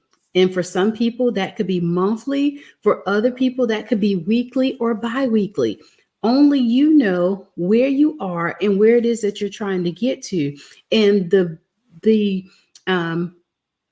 more often that you look at your plan and that you are revisiting the plan that you have in place for where you're trying to go is how often you may need to put some of those things in place. Now, number 5 is your financial planning. Financial planning involves setting short-term, mid-term, and long-term financial goals. So you want to develop a comprehensive plan that includes saving for retirement, major life events, right? I mentioned about real estate and buying a car. Sometimes those are some of the bigger choices and decisions that you're going to make in your lifetime that have big implications when it comes to your finances. Let's face it, cars cost a lot more today than they did 10 years ago. And if history repeats itself, they're only going to increase. Real estate and owning a home or a condo is one of the bigger investments that you're going to make in your lifetime. And so you can make an informed decision by looking at what that's going to look like in comparison to your financial situation long before you make the purchase. And so with being able to do that, you get the opportunity to make a wise decision on should I buy now or should I buy later? Just in 3 short years, when we talk about real estate, we went from a interest rate of 3% 3 years ago to where the market for buying a house today with interest is well over 7%. It's like 7.2 last I looked. And so if nothing else, that could be the difference between an additional $500 plus a month on the same home that you would have bought 3 years ago at a cheaper interest rate. So therefore, you want to make sure that you're taking into consideration what it is that you want to do with your money and any potential unexpected expenses. So as you review and adjust your plan regularly to reflect the changes in your financial situation, it allows you to be more financially stable and more secure. So let's look at the global perspective.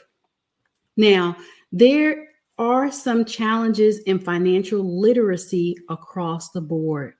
We find that sometimes people don't have access to education in many parts of the world, including here in the US. So financial education is not always readily available. But what can you do?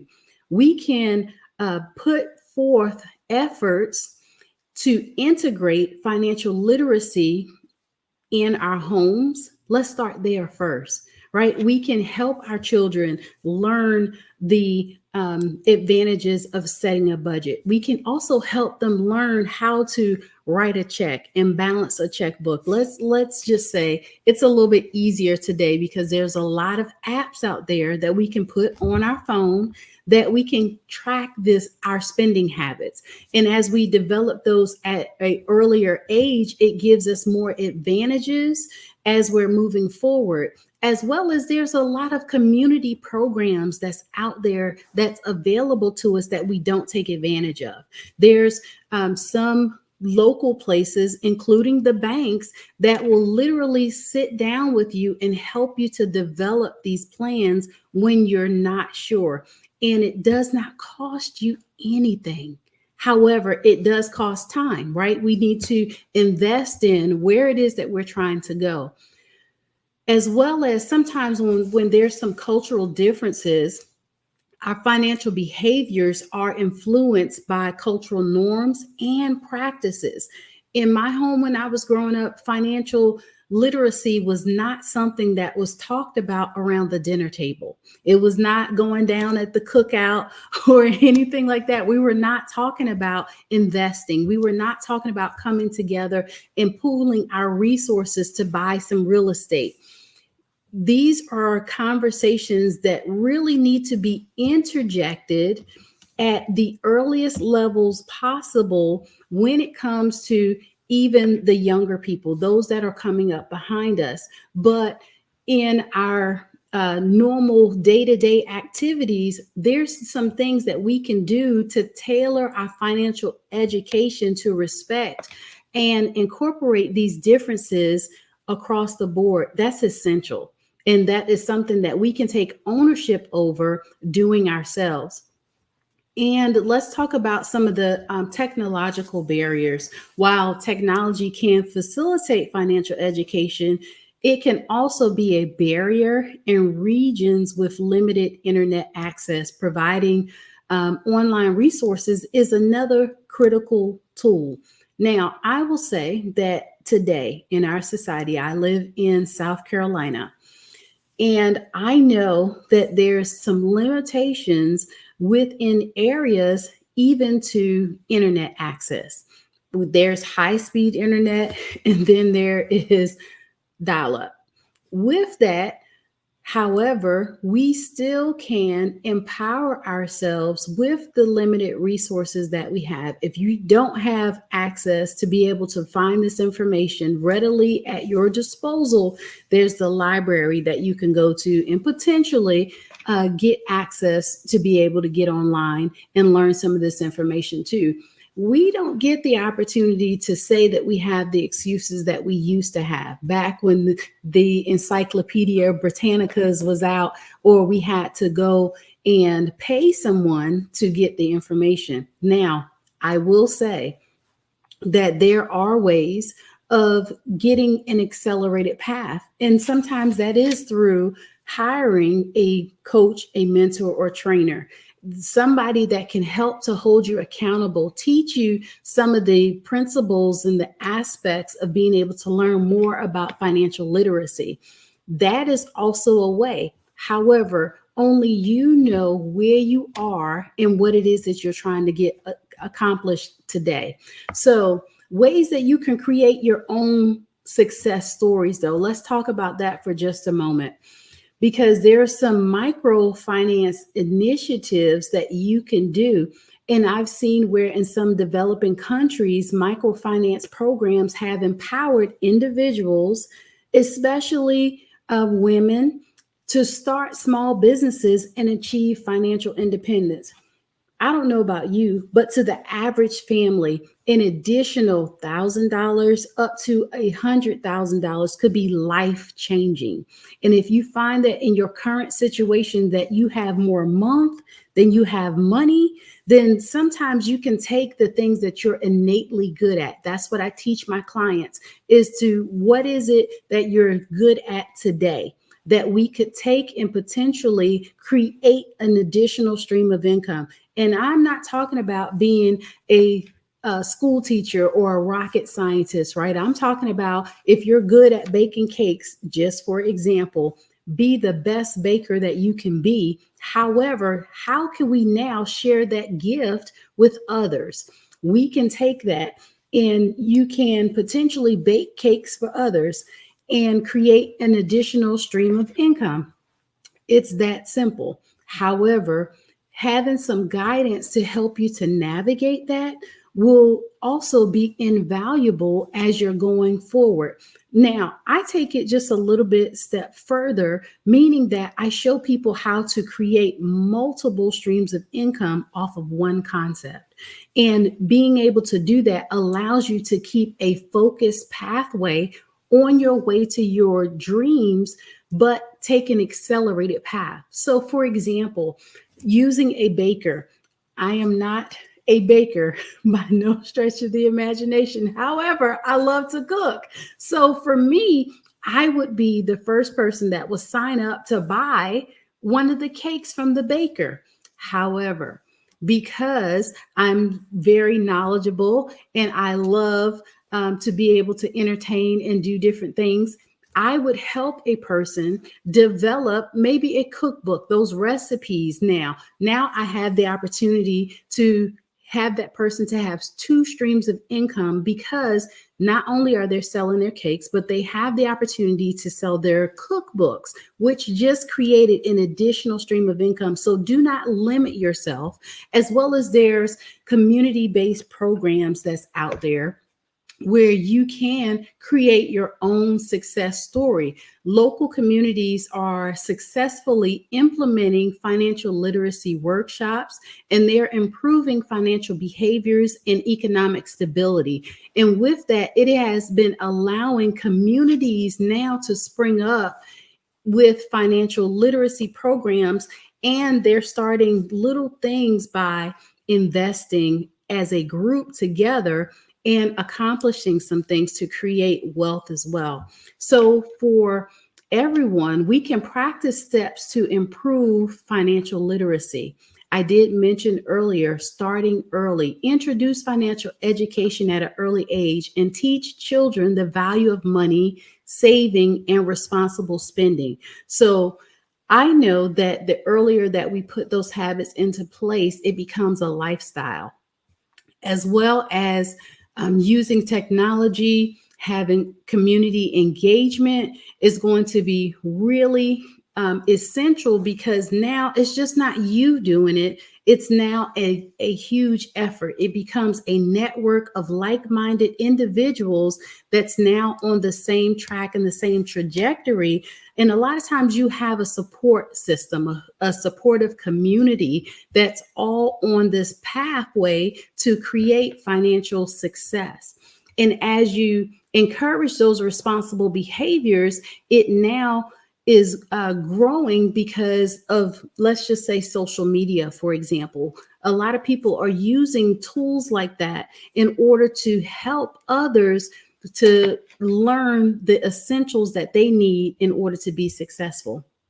And then you can also be a champion. You can partner with financial institutions that offer these educational programs and resources to their customers. And collaborations between banks and credit unions and community organizations can enhance financial literacy efforts exponentially, right? It can really turn around the face of a community just by us going in and asking questions. And we also should be a continuous learner. The more that we learn, the better positioned we allow ourselves to be in. So financial education, it's a lifelong process. I can only tell you that you cannot know enough information. I tell people, with all the education that I've been able to acquire over the years, I still don't know everything. And because I don't know everything, I am eager to learn something every opportunity that I get. And you want to encourage individuals to stay informed about the financial trends, about products and strategies that's going to help you to become the next millionaire in your family, or the first. I will say that financial literacy provides you opportunities for continuous learning through advanced courses and professional certifications. There's now a lot of colleges that are starting to offer advanced courses that you can take that's freestanding. You don't necessarily have to go and get a degree, but you can go and learn something more about investing. You can go and learn more about real estate that you can take potentially through the local college there. Now, I also want to say that financial literacy is just not about managing money, but it starts with your mindset and how you think about your relationship with money. Sometimes sitting down and asking yourself where you have developed some of the money habits that you have. How did you learn about how to pay your bills and when to pay your bills, how to properly use credit can be life-changing. Sometimes there's some habits and some things that we do that no longer serve us. It no longer works. It used to work and used to be effective before, but now because times are changing, everything is automatic. Most companies have an app today that they want you to use. However, if we're not sometimes taking advantage of those apps, we'll just say, we could be missing out on opportunities to save and be able to use that money somewhere else. So the more education, the more touch points that you can have with financial literacy, it helps you to now maximize every single dollar. And you being able to do that could be the difference of whether you make your purchase today or you make it tomorrow. And the differences between the two sometimes can be thousands of dollars of a difference in savings, and or either spending because you will spend more sometimes when we're ill-equipped. And let's just say our credit is not perfect, right? A person between good credit and a person that has potentially fair to low credit could be thousands of dollars in between. So the more that you know and the more that you position yourself to be a financial strategist of your own home, it allows you to be able to use your money in ways that now saves you exponentially, we'll say.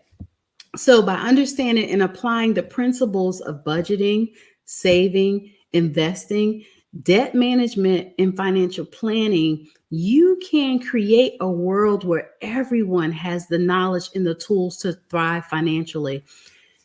In my business, it's called Inside Inspired Women, where we help people, we help primarily women to learn the financial aspects of money.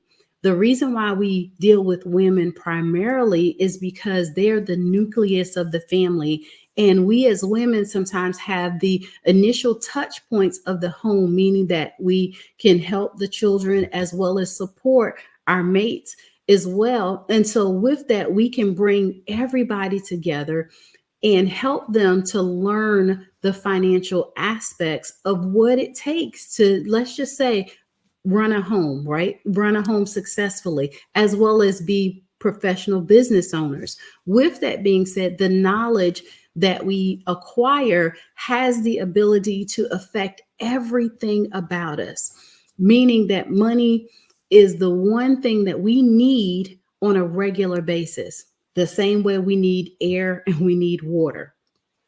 So I will say that as you are positioning yourself to learn more about financial literacy, think about the things that you need and that you would like to learn a little bit more about, and start there.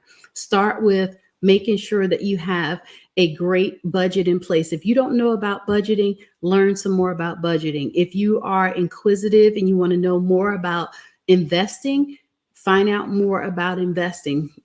It does not have to be a huge plan that you put together, but whatever it is that you can come up with that you know that you need as far as your finances are concerned, start there and commit to improving your financial literacy as well as helping others do the same. The more knowledge that we acquire, the better position we are to pass that information off to someone else and allow them to be successful as well. So position yourself to share your knowledge and support financial education initiatives. It affects everything about us. And whether we are successful at being homemakers or whether we are successful at running major companies, money still affects us. And the more that we position ourselves to know about that, the more that we can make financial strides as we continue to build rich legacies as we're moving forward, as well as strive to make informed financial decisions every single day.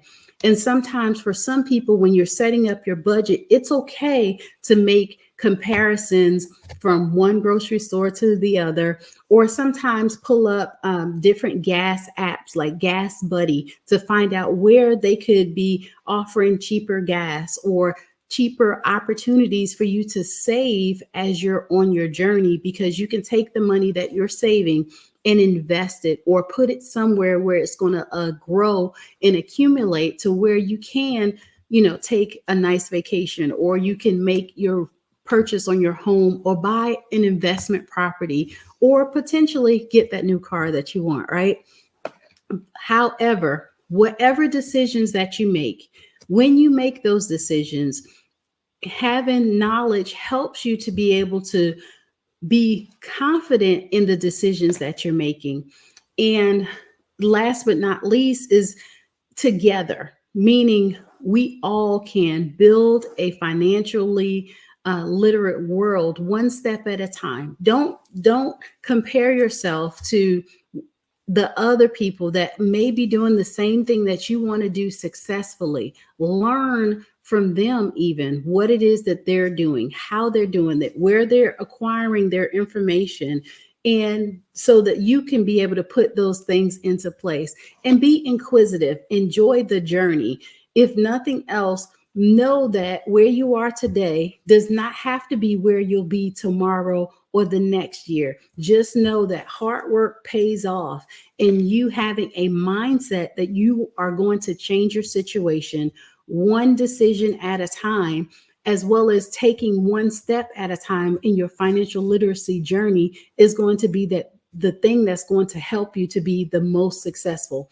I know that as I've been working with clients well over 20 years, that there has not been a situation that I've come across that we have not been able to improve. However, determination is everything. If you know that you're not comfortable with your situation financially, where you are, whether it is that you want to expand your business and you don't have the resources currently now, find out what available resources there are out there for you and change it. We do not have to sit and settle for the norm. We don't have to sit and settle with the things that we feel like used to be okay and just continue on that path. We can do something about it because we're empowered. We are very resourceful individuals, and the more resourceful you are, the more successful you are. The difference is that I have seen in doing comparison studies culturally is that sometimes when we are looking at our financial situations and wanting to make decisions on whether or not we should expand now or if we should expand later, is the resourcefulness that comes behind that, right? Knowing who to ask for what and how to get the help that you need can also be an empowering tool. Let's just face it, I did admit that I didn't know everything. And so I have been on a quest to learn the things necessary in order for me to become successful. And I will say that you can do the same thing too. And if we all take it our own responsibility and ownership of being able to help others go to that next level, we can change the trajectory of and have a global impact like never before. However, it starts with us, right? It starts just with me making a decision that I'm going to take on financial literacy and I'm going to help somebody else. And that person in turn helps someone else. And all of a sudden we have financially conscious individuals that's making wise choices, and they're using their monies to create generational wealth. Can you imagine you being the one that set up a plan that's going to help your family's trajectory as long as you can think of, right? Generational wealth is not just one generation. And when we talk about putting a lifestyle together, it takes 1 to 2 generations a lot of times to change a habit. And sometimes the generation is a 10 to 20 year gap. Meaning that if we train up our children in a certain lifestyle and habit, and they now take that on and they teach it to their children, That's where the 10 to 20 year gap comes in at.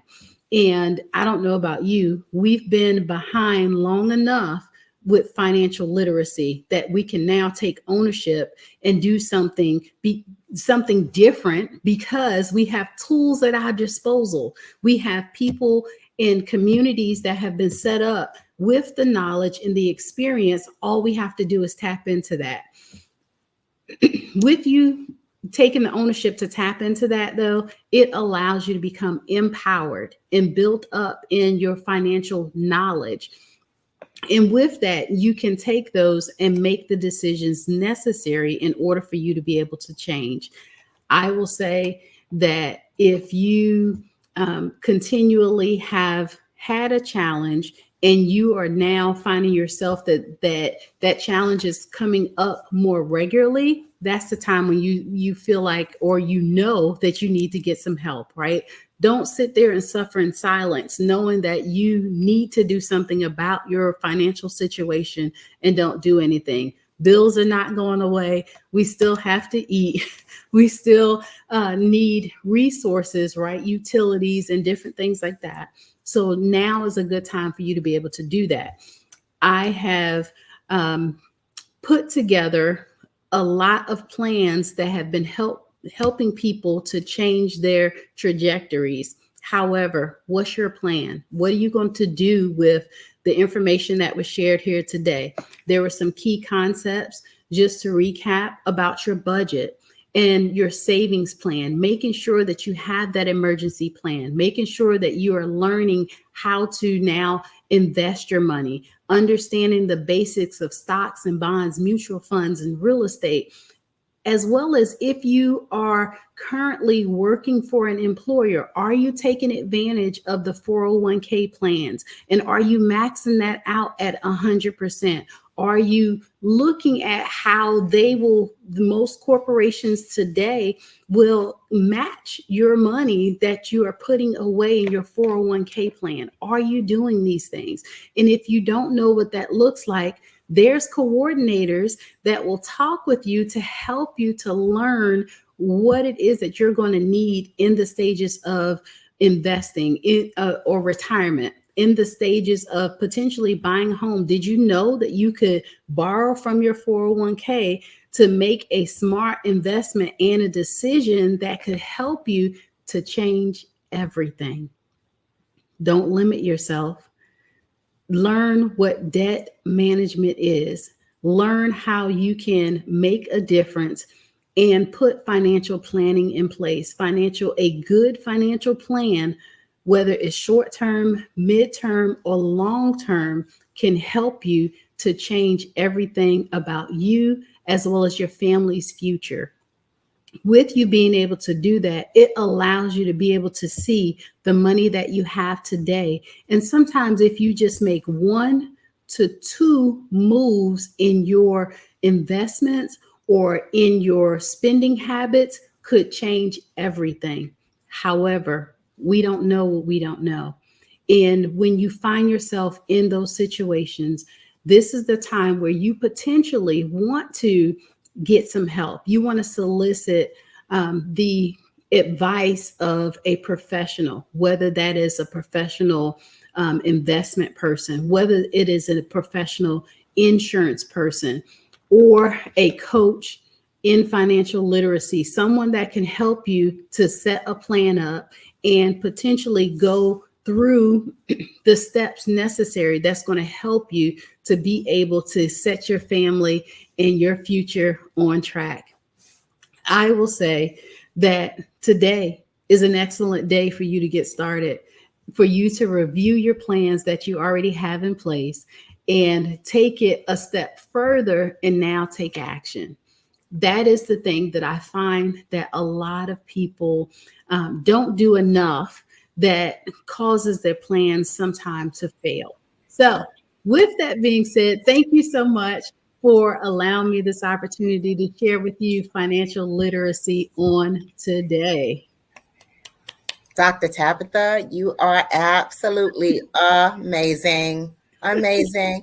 And the funny thing about it, and it's kind of sad, But most of us, a lot of us come from a family culture of how to make $1 out of 15 cents and not how to earn 20% interest on $1. So That's we right. have to go from one mindset to another. So please, please, please remind us how to connect with you online. Tell us the name of your book if you have one, and how to reach you everywhere. We need your information. Yes, thank you so much. You can reach me at drtabitharussell.com. That's my name. As well as on all social media platforms. I am Dr. Tabitha, and I do have several books out on Amazon. My first book is I Divorced My Money and Married My Mindset, that you can reach on Amazon as well. So thank you so much for allowing me this opportunity to be here on the Black Business Network. Thank you, Dr. Tabitha. Thank you so much for sharing your knowledge and your experience and your expertise. Thank you. Genius is coming, and I will see you on the other side. Yes, take care.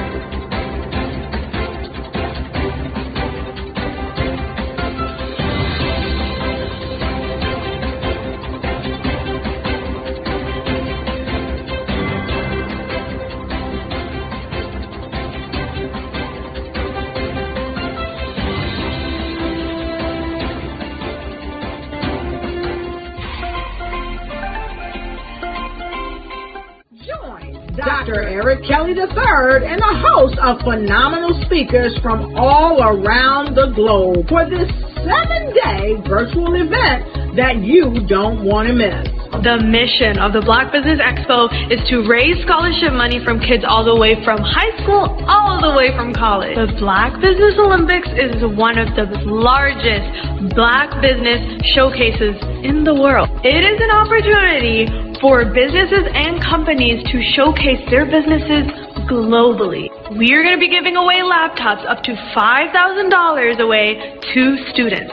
Again, I'm Olivia Appleberry, the founder of 2 Cents Finance and one of the speakers for the expo. I am so excited to see you there. For more info, go to www.blackbusinessexpousa.com or call 919-308-9090 and hope to see you there. I am Black Business.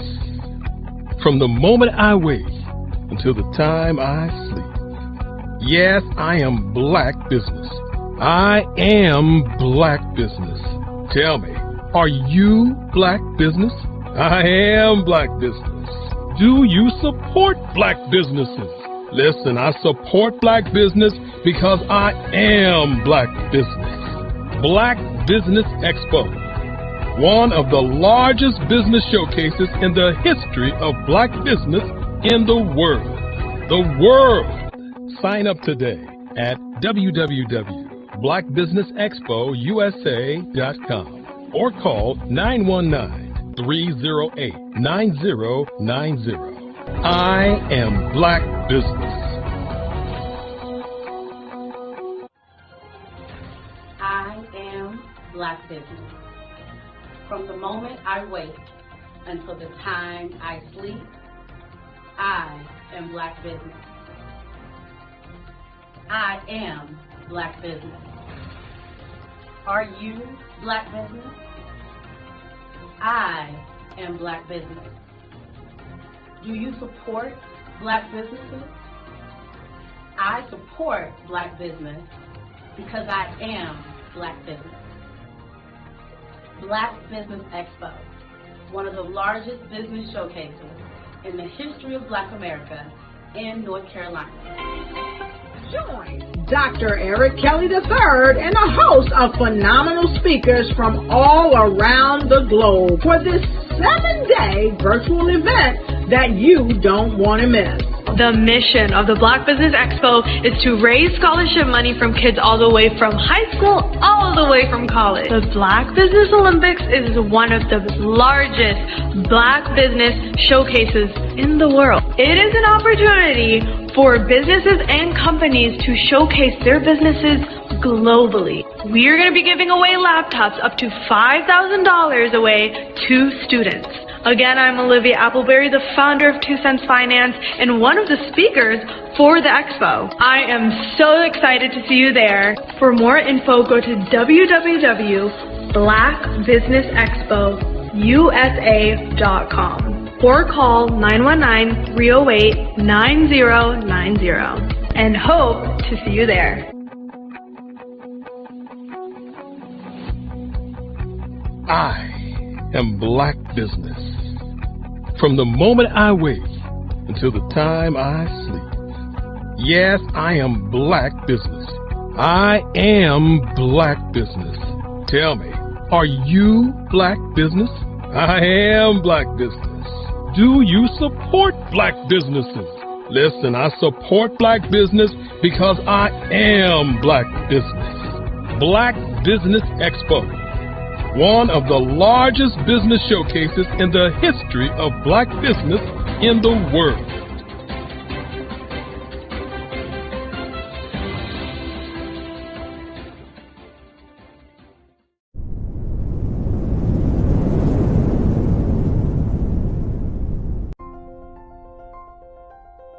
What if you could build your own city?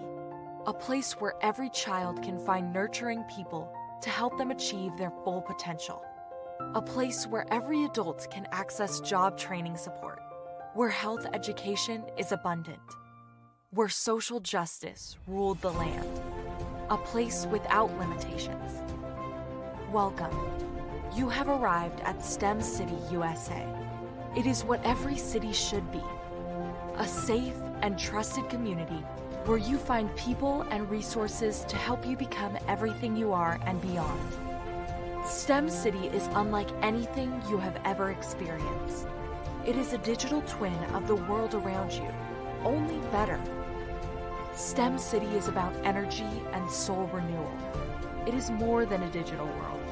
You can almost feel the power of live cultural events, music, and theater. STEM City promises a better future for children with caring mentors and hands-on activities with dedicated tutors to support our youth. STEM City is your passport to a healthy lifestyle with weekly events addressing our community's many issues. STEM City is your financial well-being with helpful information on wealth management, career advancement, job training, and so much more. STEM City is the community you deserve. It is the city where your dreams can come true. STEM City USA, a place in the sky that is accessible to all who reach for the stars.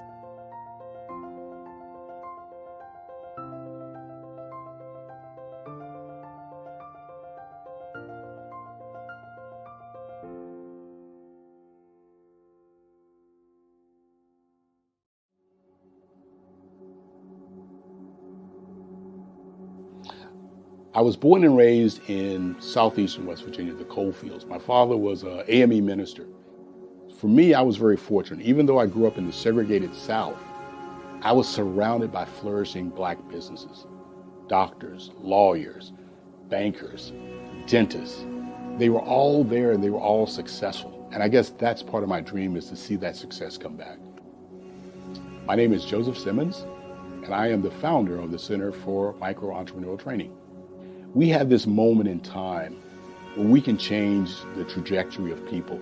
And our focus is on women, Black and brown entrepreneurs, and their access to capital, their ability to build thriving businesses, the ability to employ people. There's a study that showed that in those three communities, especially Black and brown communities, $1 stays in those communities for 30 minutes. In white community, $1 stays in their communities for 8 hours. So think about it. For you in a Black or brown community to get gas, to get food, to go to a restaurant, You've got to leave your community, take those dollars out of that community and take it to another community that's already being well served. So if we can reverse that, if we can go from 30 minutes to an hour to 2 hours, that's progress. That's what we need to do. I was with SCORE. And then in May of 2020, of course, the events happened in regards to the murder of George Floyd. The other thing that I was experiencing was the denials of federal funds for small businesses. And it revolved around one thing. These businesses were not being prepared for grants and for government programs. And I came up with the idea for the Center for Micro-Entrepreneurial based off those two things. Morgan Stanley had a report out in 2020, first quarter, and it talked about there were 3 groups that were massively devastated by COVID-19 on their business. That was 1, women, number 2, Black, and number 3, brown entrepreneurs. The research showed that they had less cash on hand, they had less opportunity to go into a bank and get money, and they were very dependent on family and friends to keep their business up and running. If we can focus on those 3 groups, then we can have a dramatic impact on our communities. Really, the focus is on 3 areas. And those 3 areas are 1, the people, number 2, the courses, and number 3, a support network. Here at CMAT, we will provide you with the fundamentals for generational success. And you will be creating a vibrant community by attending our 5-day immersive training course.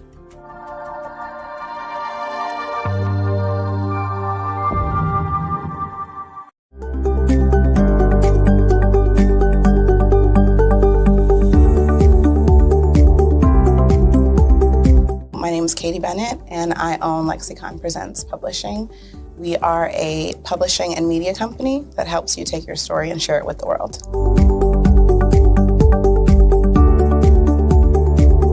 You know, for a while, I just had my family telling me to just hang it up, get over it, you know, and I had no support. And it was in your program that I really understood the necessity for having that help, having that support. And so now I actually feel like a CEO as we scale, as our clientele changes, as my company is opening doors for other people to, you know, take care of their families. It's just completely changed from just a mom who was publishing books.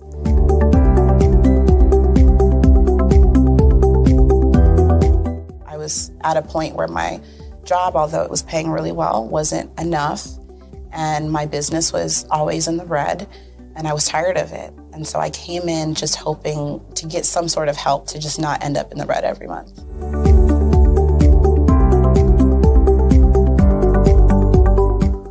Ooh, wow. Okay, so there was one in particular, I cannot remember his name, but he asked me, he said, why are you in business? And I told him that I wanted to make a difference and I want to help my community. And he let me ramble on for a while. And then when I was done, he was like, okay, all of those things are great. They make you a humanitarian, not a business owner. And he was the one who told me, he's like, you know, you have this great service and you're offering it at like a great value price. So to someone like myself, we don't know that we're going to get the value of what you're actually bringing. And so that gave me the confidence I needed to raise my price. It gave me the confidence to go after my, you know, my actual client that I actually prefer to work with. And it really just changed everything for me. I don't think without him kind of giving me that push, I don't think I would have gotten to this point or position.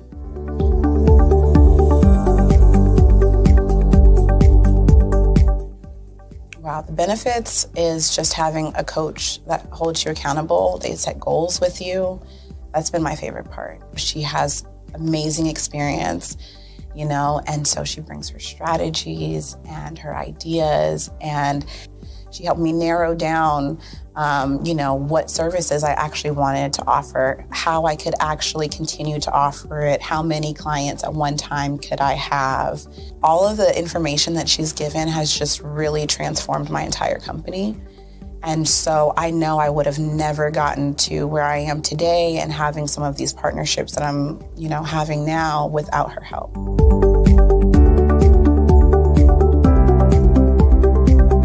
You're going going to get information that you're not going to find on YouTube. You actually take the time to strategically give us the information, then give us time to actually apply it. I would also say that so that you're not just out on a ledge alone trying to figure this out. Like, you deserve to be in a community with other people who also want to grow their business.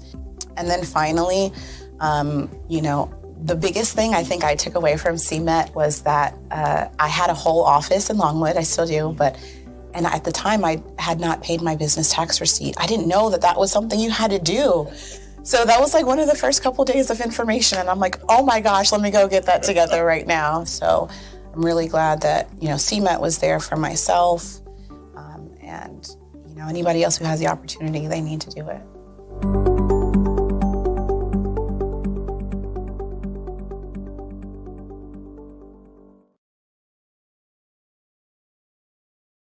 Absolutely.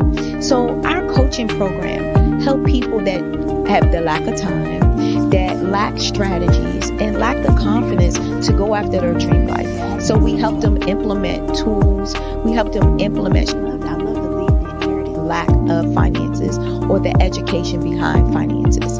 But it wasn't until I lost my firstborn, my only son, that life changed for me. And where I was going after it all, living the corporate life, hit my 6-figure income, and living in my dream house with my dream man, driving my dream car. Wow. I nearly lost it all when I lost my son. And so I realized it only takes one financial catastrophe that can change your entire life. That's what made me start All New Beginnings. Because no matter what's going on in life, there's a new beginning. And because of that, we develop a program called Wise Minded. My little slogan is, don't just dream it, let's live it. If they want to connect with you or work with you, what is the best ways for them to be able to do that? Well, for my social media guru, you can connect with me on every single social media platform as Tanya T. Wallace.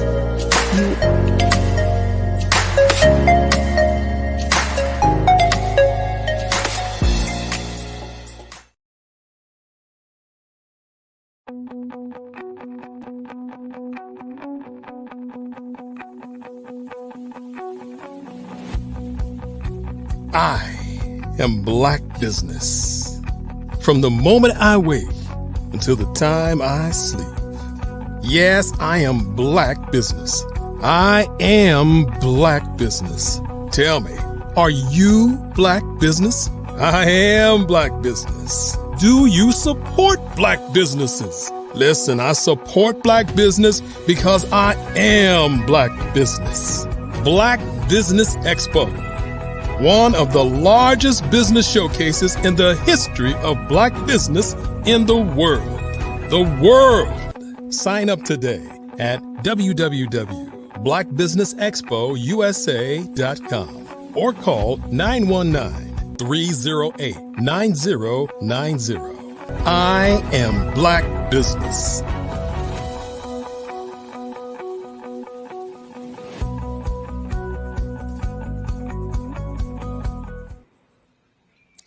Good afternoon. Good afternoon, business owners, entrepreneurs, thought leaders, and corporations. Welcome to the Black Business Network. My name is Eartha Watts Hicks. I am the CEO of Eartha Tone Books, publisher of Love Changes, Graffiti Mural, and A Planner is a Girl's Best Friend, as well as a freelance writer, editor, and PR writer and affiliate for blackpr.com. And I am your business moderator this afternoon on the Black Business Network. The Black Business Network is a 24-hour business network showcasing Black businesses, business owners, entrepreneurs, and thought leaders worldwide. We have speakers from North Carolina, London, Singapore, Africa, Japan, cities all over the United States. The Black Business Network is a global community sharing its business knowledge to empower, inspire, and educate businesses about business. Now, our next speaker is me. Now, my name again is Eartha Watts Hicks. I'm an NAACP award-winning author, longtime active member of the Harlem Writers Guild, and executive editor at Harlem World Magazine. My debut novel, which is Love Changes, which is this little beauty right here, won the Just Read Literary Game Changer Award from the NYCHA, New York City Housing Authority branch of the NAACP. And at that time, I was named New York City Literacy Ambassador. Love Changes also won, Reader's Favorite Silver Medal in Urban Fiction. It also won Top 50 Sexy Story, and it was recognized as a summer read by the New York Amsterdam News and Fashion Avenue News as well. So this afternoon, I would like to speak about my second book baby, which is Graffiti Mural. Now, Graffiti Mural is a collection of poetry, short stories, and personal essays, most of which take place in New York or are New York City inspired. And I'm an author. I began my writing journey at age 11 with the study of journal writing, which was writing in my own journal, and poetry. So I started writing poetry at the age of 11, and there has always been poetry and songwriting at some point in my life from the time I was about 13. If you want to go back to age 11, you can say age 11 if you want to count those poems. But I say age 13 because I don't remember any of the poems I wrote at age 11. So a good chunk of my life went towards being an aspiring songwriter. And it was on that journey that I had learned that getting a song on the radio was not as simple as creating or writing a great song. There had to be a whole avenue for you to get your music to the artist, to the record label, to get it pressed, to get it on an LP, to get it performed on the radio. And if you are a stay-at-home mom, which I was at the time, that connection, that circle of influence is not easy to come by. So it was that passion that led me to turn what was my song catalog into chapters of a novel, which soon became Love Changes. And along the time and along the journey of me writing Love Changes, and after I had published Love Changes, I was continually writing pieces, be they poetry, be they healthy starts to different novels and different projects, to personal essays, things that I had experienced in my own life that may have been just a quirky afternoon, but resounded with so much meaning that I wanted to capture it. So those types of pieces are what went into Graffiti Mural, which is my collection of poetry, short stories, and personal essays. And Graffiti Mural features me here as a graffiti art behind the model, and the image of the model and that gateway alley that she's posed against the wall is a photo by Harlem photographer Kenny Graham, who does photography for his own brand, which is JD Stars, I'm sorry. And the graffiti art mural, which is on the book, is created by a graffiti artist who is phenomenal, and his name is Rakim Villanueva. So I just wanted to let you guys get a peek at it. Now, my goal for Graffiti Mural was just to do two things. One, have fun with the writing process, because, you know, I had a conversation with some of my artist friends recently that the struggle, because we have this whole internal struggle of imposter syndrome. So it's like no matter what we write, how long we wrote it, how long it took us to write it, how much we studied it, how much we researched, how much we rewrote it, how many times it's been edited, there's still this nagging voice that tells us we're not good enough. So the imposter syndrome is real. So Graffiti Mural was my conscious decision to abandon all fear and put everything into one book and just be okay with it.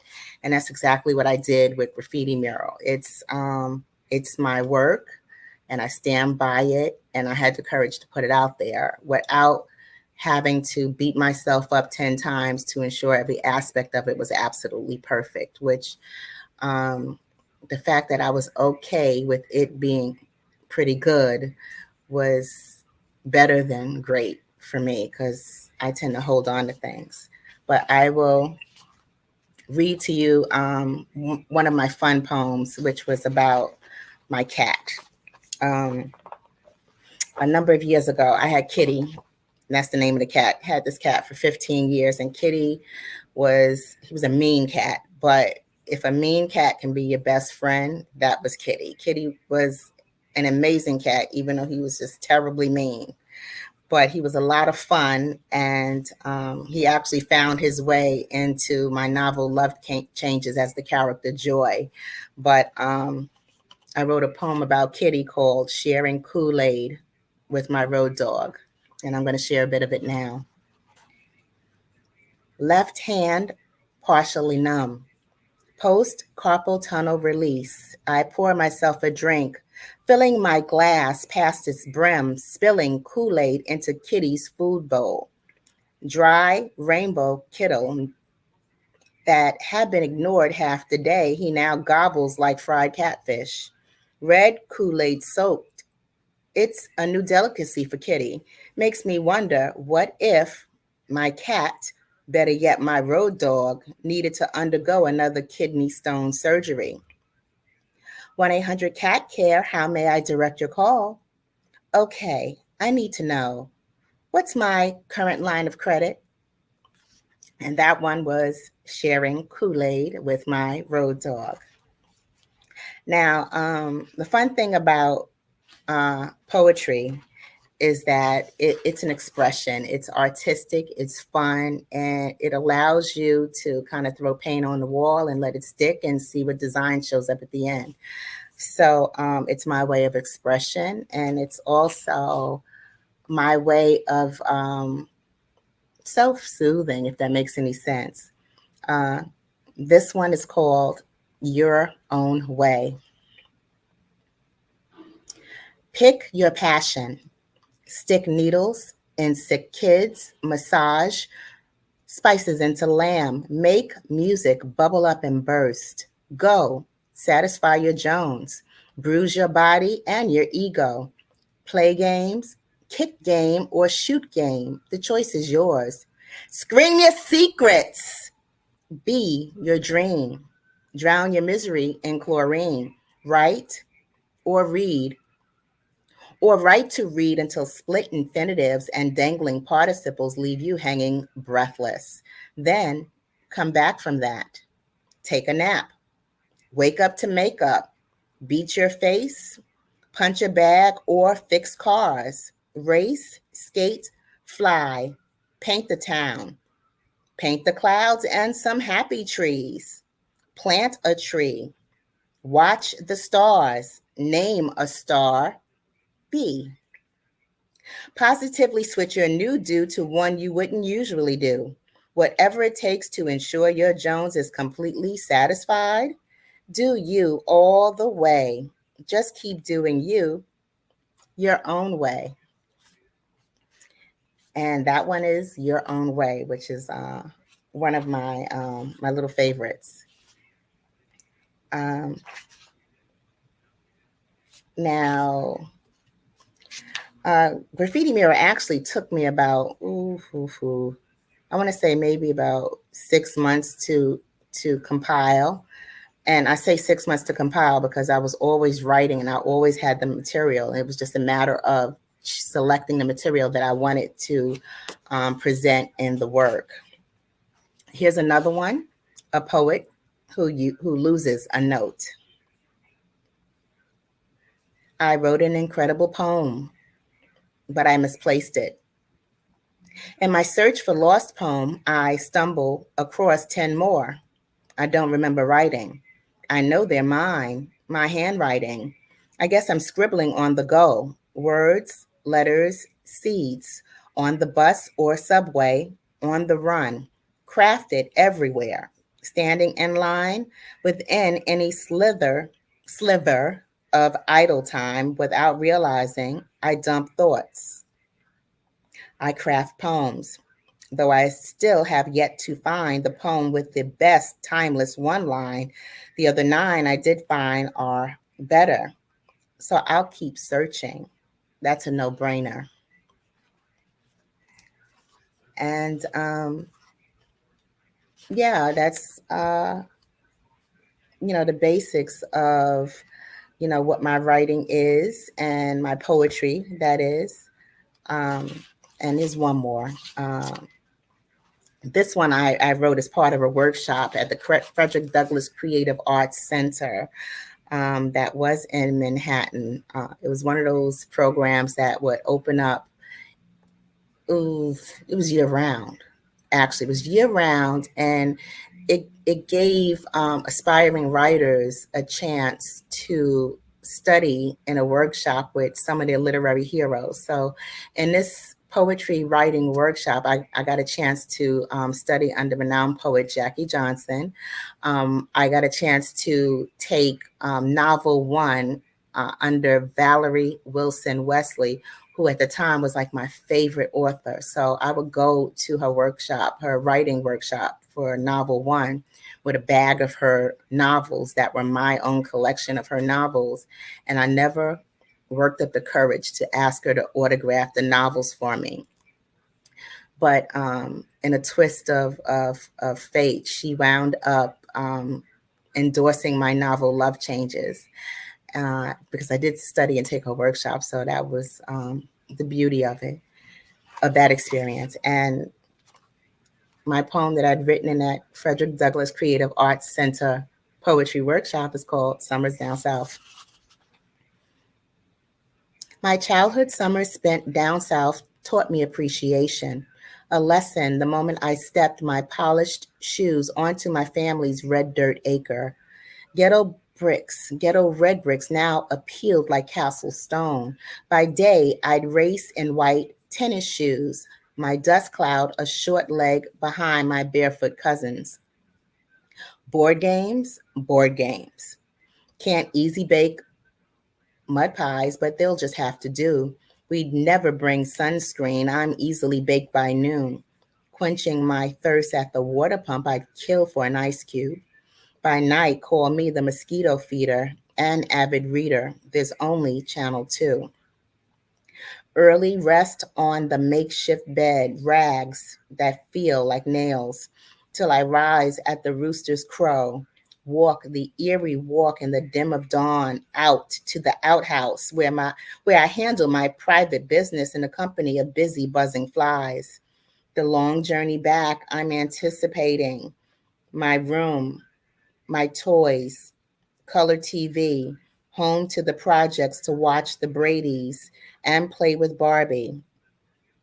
No dream house, still I am happy just to be me. Yeah, so I grew up in the early 70s, and it was a time where I had lived in a housing project, and in living in a housing project, I used to think, oh, this place is terrible, especially in the 70s, because New York during the 70s was abandoned buildings. This is the Bronx. Abandoned buildings, rubble, dirt lots, burnt out buildings, stray dogs, graffiti, crime. New York in the 70s was not the New York it is today. So I remember, I used to feel, oh, I wish I lived somewhere else, because you'd watch television and on television, the kids were getting ponies for Christmas. So, to make a long story short, I used to visit the South like every summer. And when I would go down South, there was no air conditioning anywhere. Not even in New York, we didn't have air conditioning in the 70s. But in the South, they barely had electricity. There was a water pump outside. We didn't have running water. We didn't have an indoor bathroom. We didn't have a shower, and it was so hot. It was ridiculously hot. And my cousins were happy to run and play and do everything barefoot when I was used to wearing my sneakers everywhere, which they call tennis shoes. Why are you playing outside in your tennis shoes? So, the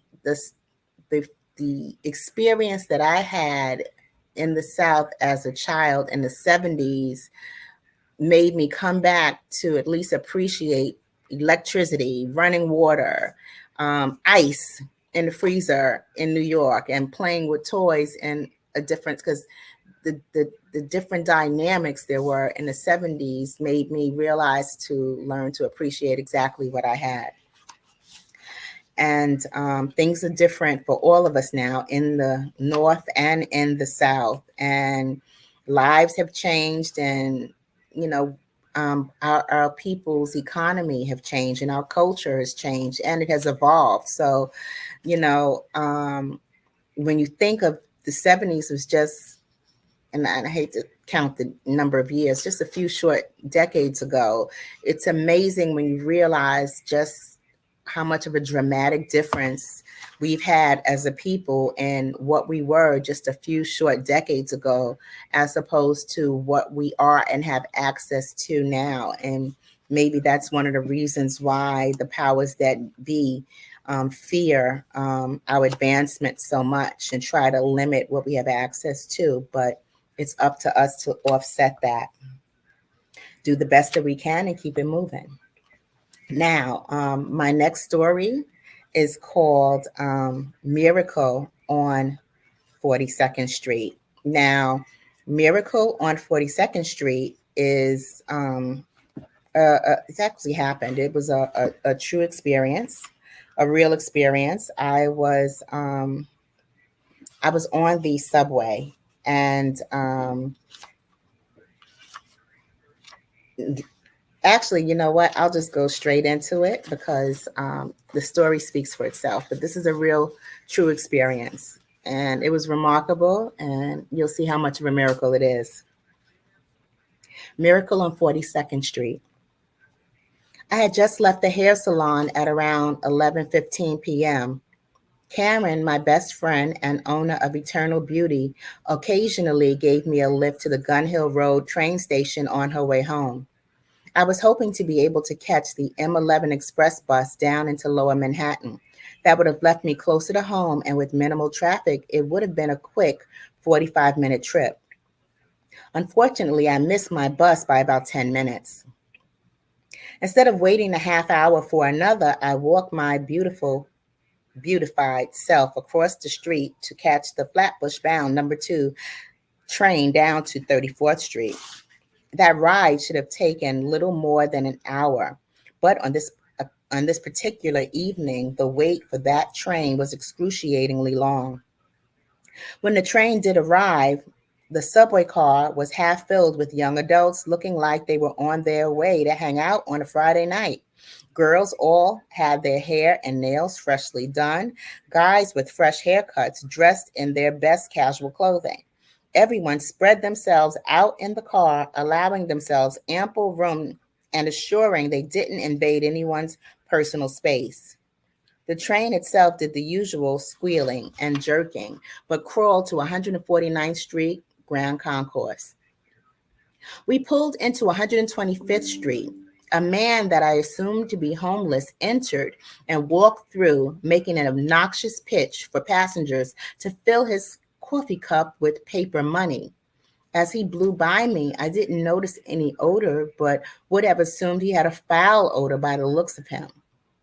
I know one thing, he was not satisfied with the fact that not a single coin donation dropped into his cup, so he planted himself smack in the middle of the subway car instead of proceeding and began to holler his random thoughts. I'm from Maryland. I never been to a rodeo, and I like sandwiches with a lot of meat. New Yorkers can ignore anything. Despite his odd statements, no one so much as glanced in his direction. Those random assertions of his soon covered everything from fragments of his life to Bible verses. Competing against the Beats and other stereo earbuds half the younger passengers were wearing, urged him to increase the volume on his storytelling, and he carried on, spreading his message with spit flying from his mouth. At 96th Street, an Asian gentleman rushed in. He sat and looked across from him at the screaming man in the dingy cargo pants, up and walked to the other end of the subway car. The train pulled into 72nd Street, a station that now had a crowded platform. Passengers piled in, quickly filling all the empty seats. Hands searched for space on the poles.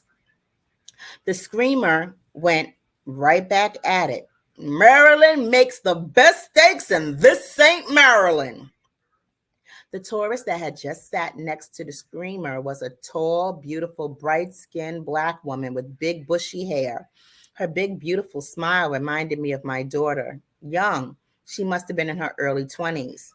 Her voice barreled with a pleasant accent when she screamed back, "Of course this is in Maryland. I've been to Maryland." Now, of this trainload of passengers, those who had been purposely avoiding eye contact with this man were now engaged to see how he was going to react to her. I can only assume that, like myself, they were quietly deciding how involved they'd get. The screamer's response was to ask, "Well, where you from?" "I'm from California." At that, he said, "California's a beautiful place." And she screamed back, "I know, that's why I live there." He cleared his throat and lowered his voice. "I also like Virginia. I've actually been all around the world. I've only been as far as West Coast to East Coast, and I've been down to the Caribbean twice, but I do love to travel." He said, "I like to travel too." Now he screamed in excitement, but his whole voice turned somber when he added, "I just haven't been able to travel for a while." At that, the tourist said, "Don't worry, you'll get to travel again soon."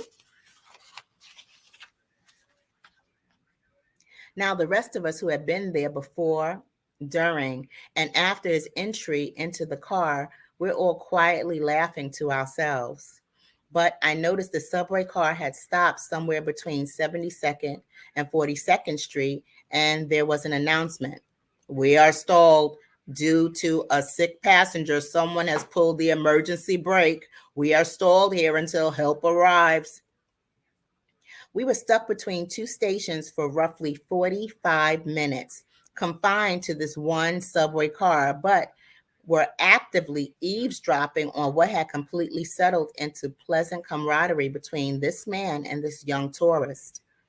It was sheer beauty to witness this man's return to humanity, noticing how straight his posture became as he sat, his crossed legs, and how he was so engrossed in their conversation that his smile became as big as hers. And by the time the train had finally crept into the Times Square station, my cell phone read 1:30 a.m. I saw no EMS workers in the station, but did see about 30 police officers. The doors of the subway car opened up, and the homeless gentleman and the tourist stepped out through the foremost doors and smiled at each other. Just shy of giving him a hug, she said, "You have a great evening and be careful out here." He replied, "You too, and stay sweet, dear lady." They walked off in different directions. Several police officers rushed in past them, looked up and down the subway car before exiting and boarding the next car over. Since someone had pulled the emergency brake, it seemed they were now searching the whole train, one car at a time.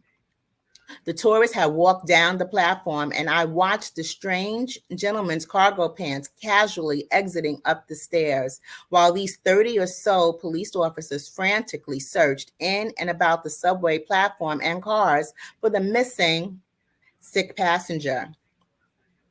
Empty-handed, they converged in the middle of the subway platform, scratching their heads. I was puzzled too.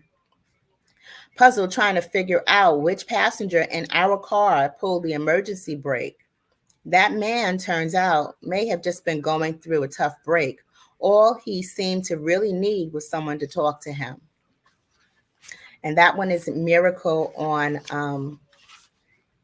42nd Street, which is one of my favorites. Now, there's one more story that I would like to read. It's in line with Father's Day and the whole Father's Day theme. And it was actually featured in an anthology on stories about our fathers. This one is called My Father's Jewelry Box. And it's a very short one. I remember one year For argument's sake, let's say it was Father's Day, but it may have actually been Christmas. I don't exactly recall. I was around 12 years old. But I remember my father had expensive taste, and for this occasion, I wanted to get him something that he would buy for himself. I searched high and low until I saw a jewelry box. A wooden jewelry box with an antique car on top. That was it. I had to get this for my father. I bought it and wrapped it and couldn't wait to see the expression on his face. To me, this was the perfect gift, and I had already pre-selected the perfect spot for it, right atop his dresser. This jewelry box just so happened to be the perfectly matching grain of wood. When I gave it to my father, he unwrapped it and said, "Oh, wow, this is nice." And I said, "You like it? For real?" And he said, "I love it." But then he walked into the living room over to his bar that was a chrome and that was a chrome bar, and it had black smoked glass. And he sat it on top of his bar. Now upset, I said, "What did you do that for?" "It goes on the dresser. I bought it to match your dresser." He said, "It belongs on the bar." I said, "No, it doesn't. It's a jewelry box." My father always knew how to make room for his lesson. Using his charm and humor, he opened the drawers, showing me they had no depth, but were embedded with cork discs. And then he said, "This is not a jewelry box. They're coasters." And I happen to have that jewelry box right here. And coasters are what we sit drinks on to keep them from putting a ring around the table. To me, the whole jewelry box looked like a jewelry box. It's not. It was a little case for coasters. But I didn't even know there was a need for coasters at 12 years old, because I put my drink and my glass on top of the table because it belonged to me. I didn't know anything about protecting furniture from ring around the glass. But that's life, and that's youth. And this is my book, Graffiti Mural.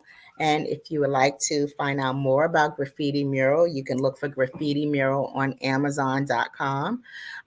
There's a short link, which is www.tinyurl.com/graffiti, spelled with 2 F's and 1 T, graffiti, GRAFFITI, mural, MURAL, book, BOOK. So www.tinyurl.com/graffiti mural book. That's the link that'll take you directly to the purchase page on Amazon if you would like to grab a copy. And if you would like to hear an audio version of Graffiti Mural, the first story, which is called No More Goodwin, Livings and More, I'm voicing all 8 of the characters in somewhat different voices. That's available on a Bandcamp site, where you can also make a donation if you so choose. But the site for that is www.tinyurl.com/graffiti mural. And that'll take you directly to the audio on the Bandcamp page. So yeah, that was Graffiti Mural, and my debut novel, Love Changes, is also available on Amazon, Amazon.com, and you can look for me by name, Eartha Watts Hicks, and I've been publishing since 2013. So check me out on Amazon. You can Google me by name to see the different books that I published. I also have a presence across social media at Eartha Tone, and that's on Facebook, Twitter, LinkedIn, YouTube, and TikTok. So across social media at Eartha Tone, you can find me and connect with me and follow me, and I'll more than likely follow you back, especially if you send me a message and tell me that you've heard about me on the Black Business Network and the Black Business Olympics. Now, I want to take this opportunity to ask everyone who is watching and listening, if you're watching the Black Business Network or you're watching the different showcases and the different keynotes from the different speakers all day, or every time that Dr. Kelly chooses to invite and open up his platform every single month, please, please, please subscribe to the Black Business Network. Subscribe on YouTube and share the link and ask others to subscribe as well. And if you have a business, reach out and send an email or connect or send a message to find out how you can become a part of the Black Business Network, or make a donation. We always appreciate a donation if you can afford to help us keep this platform going, because there are not many platforms where experts in our community will sit down and spend an hour or a little under an hour telling you about what they do, how they do it, how they acquired what they acquired, how they got where they've gotten, what books to read to elevate yourself, what people to connect with to enrich your own network. The Black Business Network is archived on YouTube, and we're a resource to each other and for each other.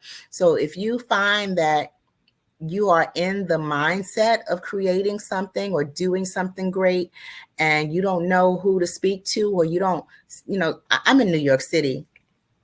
I could throw a rock and hit a community organization that could benefit my small business. That's just what New York City is.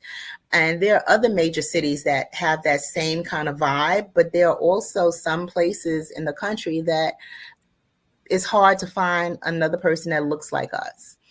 If that's what you're experiencing and you need to find or open up your network, or you need to find more resources on Black businesses and seed money and, how to save and invest, or all of that information is on this platform. You could just run this platform for the whole 4-hour segment from any of the archive videos on YouTube, and you're going to learn something. And if you're smart like I am, you'll have a pencil ready and you'll write down that information that you can make use of.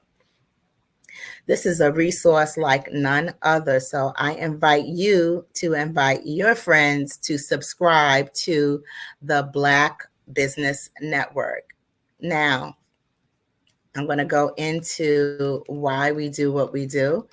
As part of the Black Business Network, I support Dr. Kelly in helping our businesses get smart, get resources, get connected, connect with each other, and teach each other about how we each individually do business. And I also would love to support him in helping the youth start and run their own business as well, because this is what this is all for. We're helping youth to become inspired, to believe that they can become entrepreneurs themselves, that they can start their own businesses. And if they're in college or on their way to college, hey, we want to give them a little college money.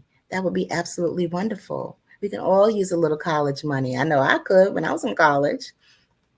The Black Business Expo's mission is to raise funds for high school seniors going to college or K through 12 entrepreneurs. The Expo is a fundraiser for students. So you may go to www.blackbusinessexpousa.com to donate to the scholarship fund. Or you see that little QR code that's in the corner of the screen? That'll lead you right to Cash App. Or you can open the app on your phone and just enter $BBXUSA, and that will take you to the Cash App for the Black Business Network. Now, our goal is to give laptops and up to $5,000 to 10 students Students can register online to become part of the network to find out more about the scholarship fund at www.blackbusinessexpousa.com. Now, every dollar counts. So we want to remind you to donate to the scholarship fund and subscribe. Please subscribe and ask your friends to subscribe, because the more subscribers, the larger the network. And we want to thank our Black Business Expo USA sponsors for May 2024, NC 100, Moody Capital Partners, Suede Soul, Lotus Riche's Coaching and Training, Carolina, Virginia Minority Supplier Development Council, Step Management, BHS and Associates, Margie McLean Foundation Incorporated, Genius is Common, Earth Essentials, Mullane Shiny Global, Executive Women's Success Institute, The Quality Coaching Company, Superwoman Business Services, Creative Force Studios, Lee Entertainment, Artistic App Design, Black Business Expo USA. Genius is Common, and I will see you on the other side.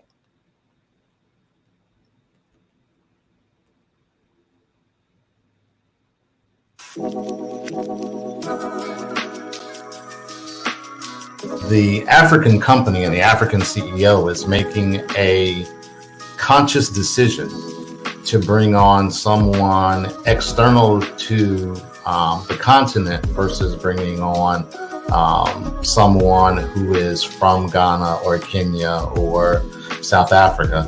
And so the skill sets of the people that we take through our executive leadership training program and ultimately on the placement, obviously have to be extremely high caliber.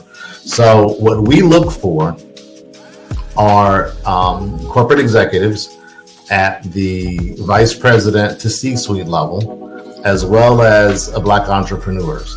When we look at the Black corporate executives, we're looking for some very specific skill sets, whether that be around supply chain, sales and marketing, engineering, product development. We want our folks to be able to add immediate value to the corporate board, right? And the other thing is, even if they don't necessarily have specific industry experience, they're bringing a diversity of thought.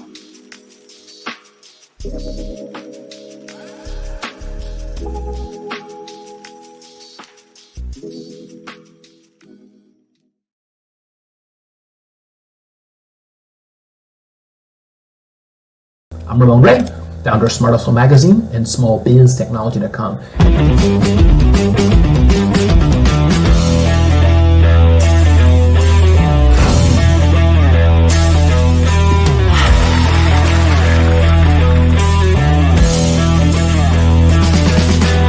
You're here today to celebrate small business success.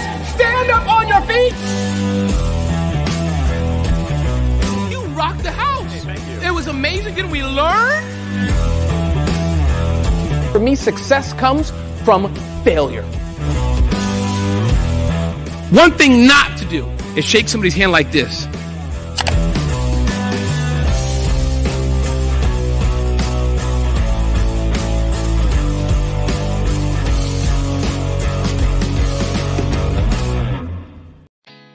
Did you know women represent just 3% of Fortune 500 CEOs and less than 15% of corporate executives at top companies worldwide? Have you wondered what the secrets are to getting into the top ranks, whether in the private or public sector? Do you want to figure out how to stop being held back in your career or passed over for promotion? Then you're in the right place. Hi, I'm Dr. Madeline Ann Lewis, President and CEO of the Executive Women's Success Institute. I have decades of experience in the military, the federal government, and corporate America, and my mission is to help women succeed and tap into their full potential. I want to reach 1 million plus women around the world to become the leaders they are meant to be. So if you want to move into a management or executive level position, or maybe you are a female veteran transitioning out of the military into business entrepreneurship, then reach out to the Executive Women's Success Institute at 301-693-3284. Let us get you on the fast track to success.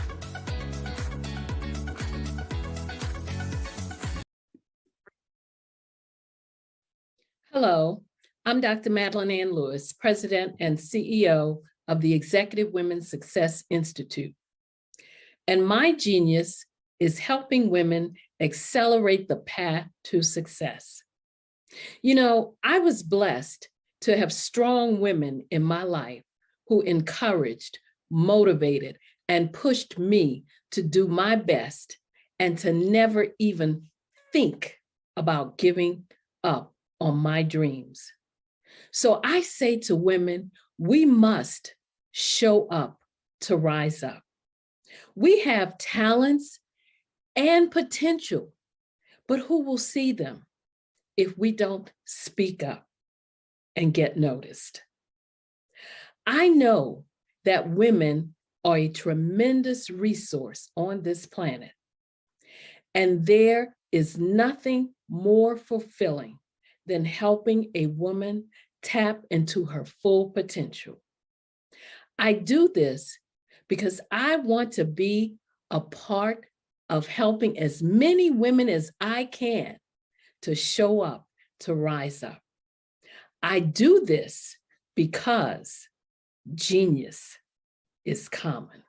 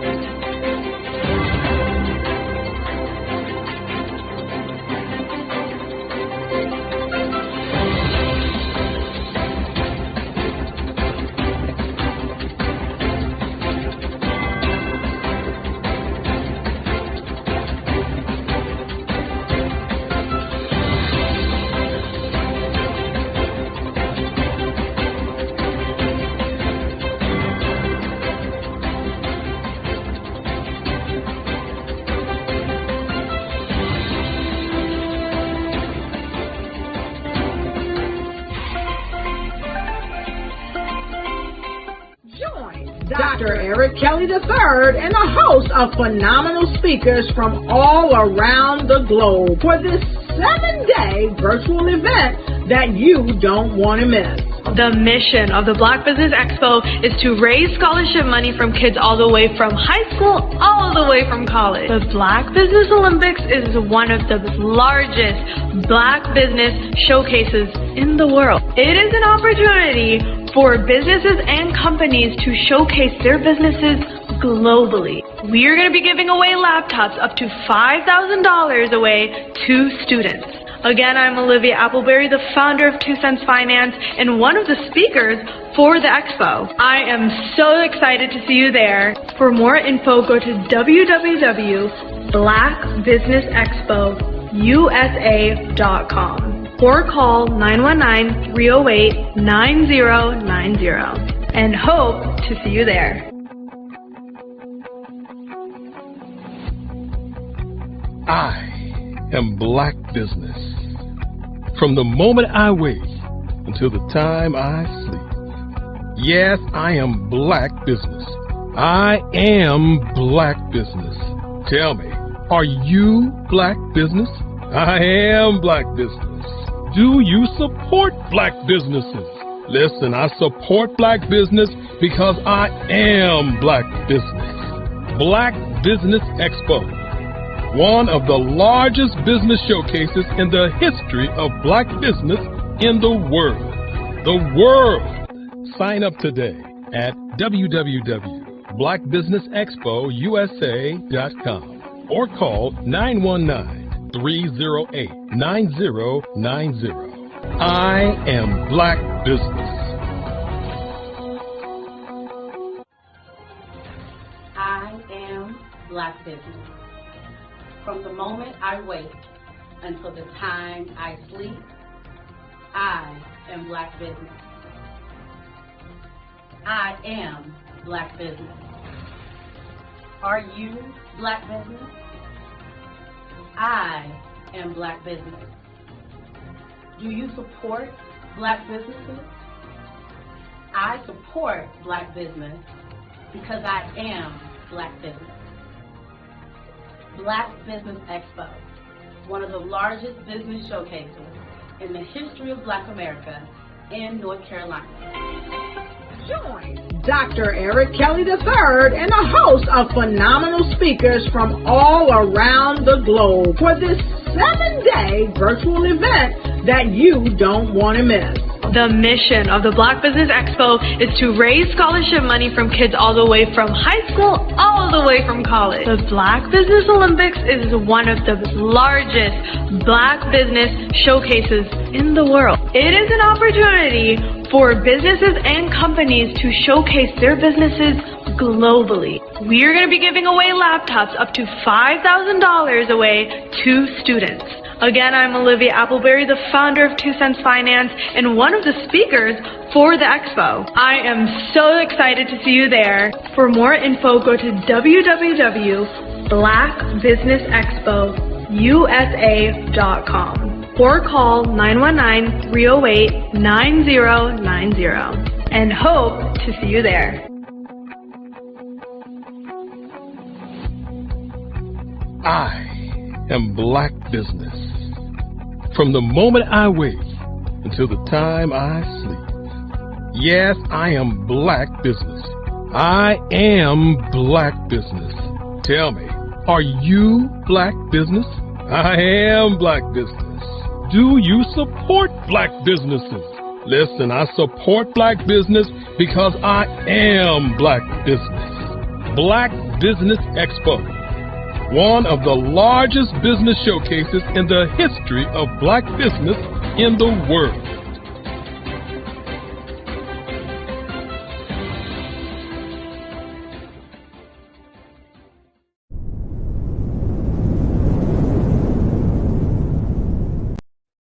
Hey everyone, it's Grant McGaw, CEO of 5-Star BDM and host of the award-winning Follow the Brand podcast and TV series, where I help you to build a 5-star brand that people will follow.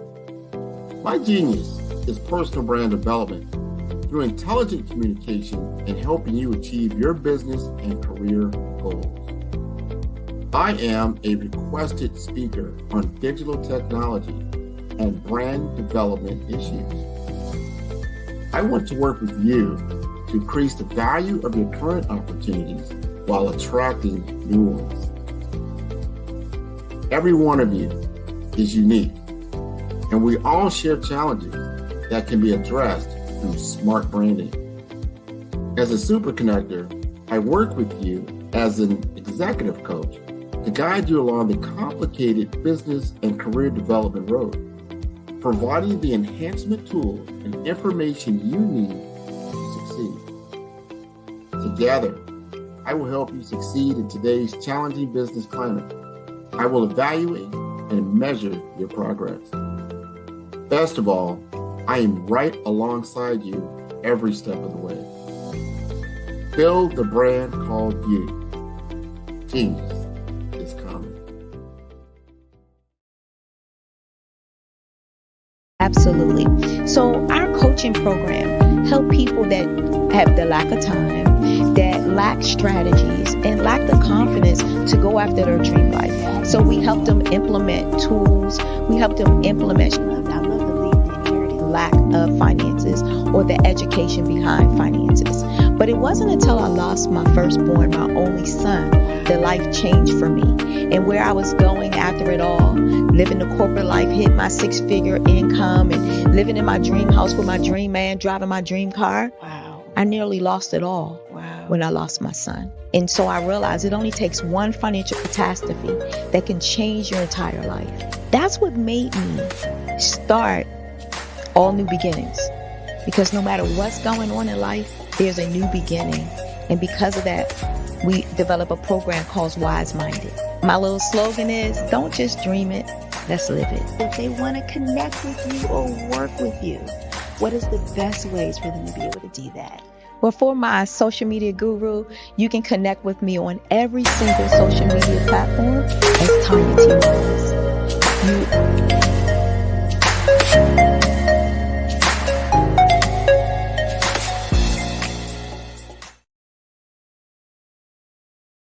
Artist to me is a creative expression of something from nothing. You know, it explodes onto the canvas, or it explodes on in my work.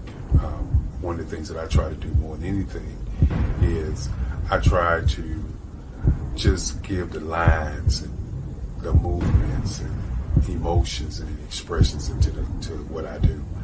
Art really means to me a chance to express how I feel deep down inside.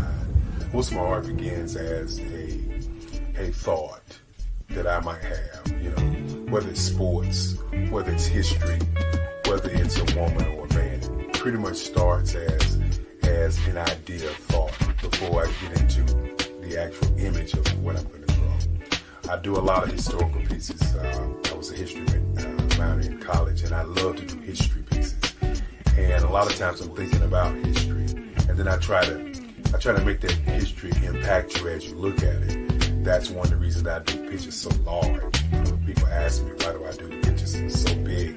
And I tell them, I want the piece to impact them as they're looking at it. To kind of dominate them, dominate their space. And most of my pieces I try to do off page. I don't try to do anything that's going to be in those four corners or in a square. And I want your imagination to be a part of the piece that you're looking at.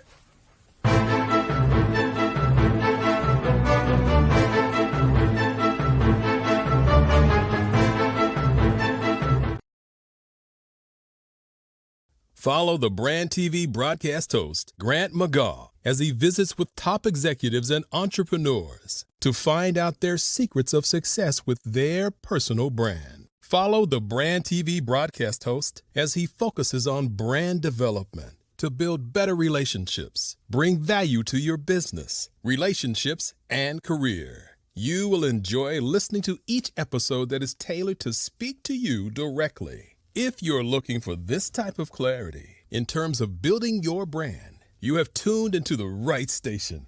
Each episode will help you to shape a conversation in the 5-star BDM network of 20,000 professionals and become a springboard for your corporate engagement and business opportunities. Each guest will frame their story in the areas of personal branding, business development, career development, financial empowerment, and technology innovation. Grant McGaugh explains why he is the CEO and owner of his own professional career. Grant is an accomplished business leader and entrepreneur who wants to give back to individuals to grow their personal brand strategy. Tune in as he weaves his story about new possibilities, while to you exceed expectations. If you love storytelling, this show will make for fun. Did you know that approximately 333.34 million businesses exist today, according to a report from 2021? And you may be one of those businesses, or maybe you're not in the business market yet, but you're aspiring to be a business owner. Well, guess what? You're in the right place at the right time. Because let's face it, everything is about timing and opportunity. Hi, my name is Dr. Lotus Richey, and I'm the CEO and founder of the Lotus Richey Coaching and Consulting LLC, along with the Lotus Richey Ignite Show. 15 minutes of success with Dr. Lotus Richey, as well as books to boom your business and bring who you are. And today, I want to bring this amazing message to you about the Black Business Network and the Black Business Olympics. See, the Black Business Network and the Black Business Olympics is designed to help people just like you. That's right, that look like me. to take their business to the next level, not just in your front yard or your backyard, but globally. The Black Business Network and Black Business Olympics is designed not to just help you survive, but to help you thrive. So join us today as we come together with businesses all around the world to support our students, our children, our young teens, our young entrepreneurs. What we do is we come together to help raise funds for students who are aspiring to be business entrepreneurs, who are aspiring and who are thriving in college. We endow them with a wonderful opportunity to gain scholarship of either a laptop or several thousands of dollars. And we invite you to help be a contributor to this amazing opportunity to help someone that looks just like you. So join us today at our website and let us connect with you and help you ignite and take flight in every area of your life on the Black Business Network and the Black Business Olympics. I'll see you on the other side.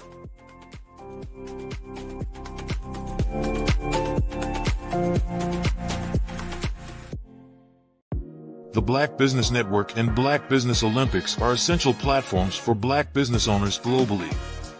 They provide the tools and support you need to succeed in today's competitive marketplace. Join us today as we collaborate together with businesses from around the world to support our children, students, and young future entrepreneurs, Black businesses and corporations. We raise funds for students going to college and young entrepreneurs who are aspiring to be business owners, and we invite you to be a contributor today. Visit the website www.blackbusinessexpousa.com to connect with and learn more about how the Black Business Network and Black Business Olympics can help you not only share your amazing business story to businesses, but also serve future generations. Hello, my name is David Jones, CEO and co-founder of the Hello LLC, where we help businesses build a culture, brand an experience, and leverage technology to pivot into Web3. Join the Black Business Network streaming live into Roku, Metaverse, STEM City, Black Multiverse Enterprises, Hulu, YouTube, iHeartRadio, Apple, Facebook, LinkedIn, Spotify, Twitch, and Google Podcasts. Tune in, turn on, and let's thrive.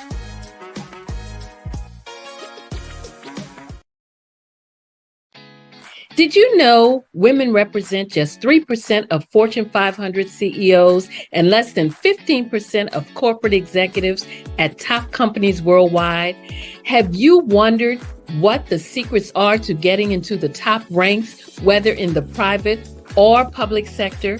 Do you want to figure out how to stop being held back in your career or passed over for promotion? Then you're in the right place. Hi, I'm Dr. Madeline Ann Lewis, President and CEO of the Executive Women's Success Institute. I have decades of experience in the military, the federal government, and corporate America, and my mission is to help women succeed and tap into their full potential. I want to reach 1 million+ women around the world to become the leaders they are meant to be. So if you want to move into a management or executive level position, or maybe you are a female veteran transitioning out of the military into business entrepreneurship, then reach out to the Executive Women's Success Institute at 301-693-3284. Let us get you on the fast track to success.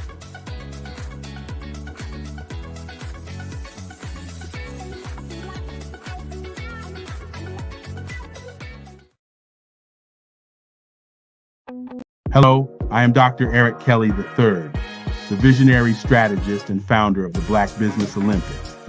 I invite you to showcase your Black-owned businesses on the Black Business Network global stage. The Black Business Olympics is a global Black Business Network platform that propels Black-owned businesses into the international spotlight. By showcasing your business on the Black Business Olympics platform, you can reach a worldwide audience of potential customers, partners, and investors. You can also establish yourself as a thought leader, an expert in your field, attract lucrative partnerships, and more speaking engagements. In addition, the Black Business Olympics platform provides a valuable opportunity to connect and collaborate with like-minded entrepreneurs and business professionals from around the world. This can lead to new business opportunities, ideas, and relationships. Finally, by sharing your story and expertise on the Black Business Olympics platform, you can inspire and empower others. This is a powerful way to make a positive impact on the world and leave a lasting legacy. If you are a Black-owned business owner, I encourage you to seize the opportunity to showcase your business on the Black Business Olympics platform. It is a once-in-a-lifetime opportunity to make an indelible mark on the world. Be one of the 1,000 visionary entrepreneurs who are changing students' lives, shaping industries, and leaving an unforgettable legacy for their families. Unleash your voice on our global stage and watch your business thrive. Black Business Olympics is one of the largest Black business showcases in the history of Black business in the world. Yes, the entire world. Just give me a call today at 919-308-9090.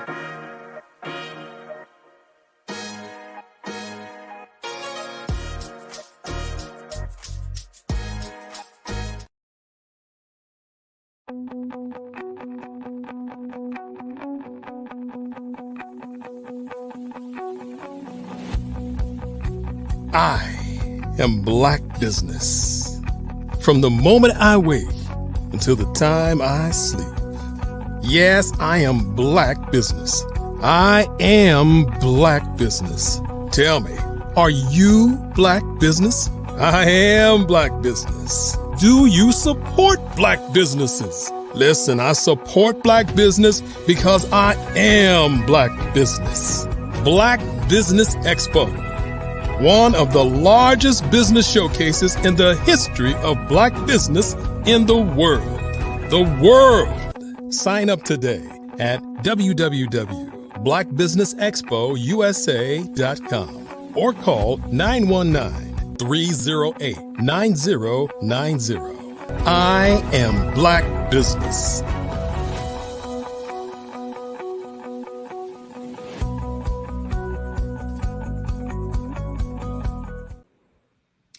Good afternoon. Good afternoon, business owners, entrepreneurs, thought leaders, and corporations. Welcome to the Black Business Network. My name is Eartha Watts Hicks. I am the CEO of Eartha Tone Enterprises and Eartha Tone Books, publisher of Love Changes, Graffiti Mural, and The Planner is a Girl's Best Friend, as well as a freelance writer, editor, and PR writer and affiliate for blackpr.com.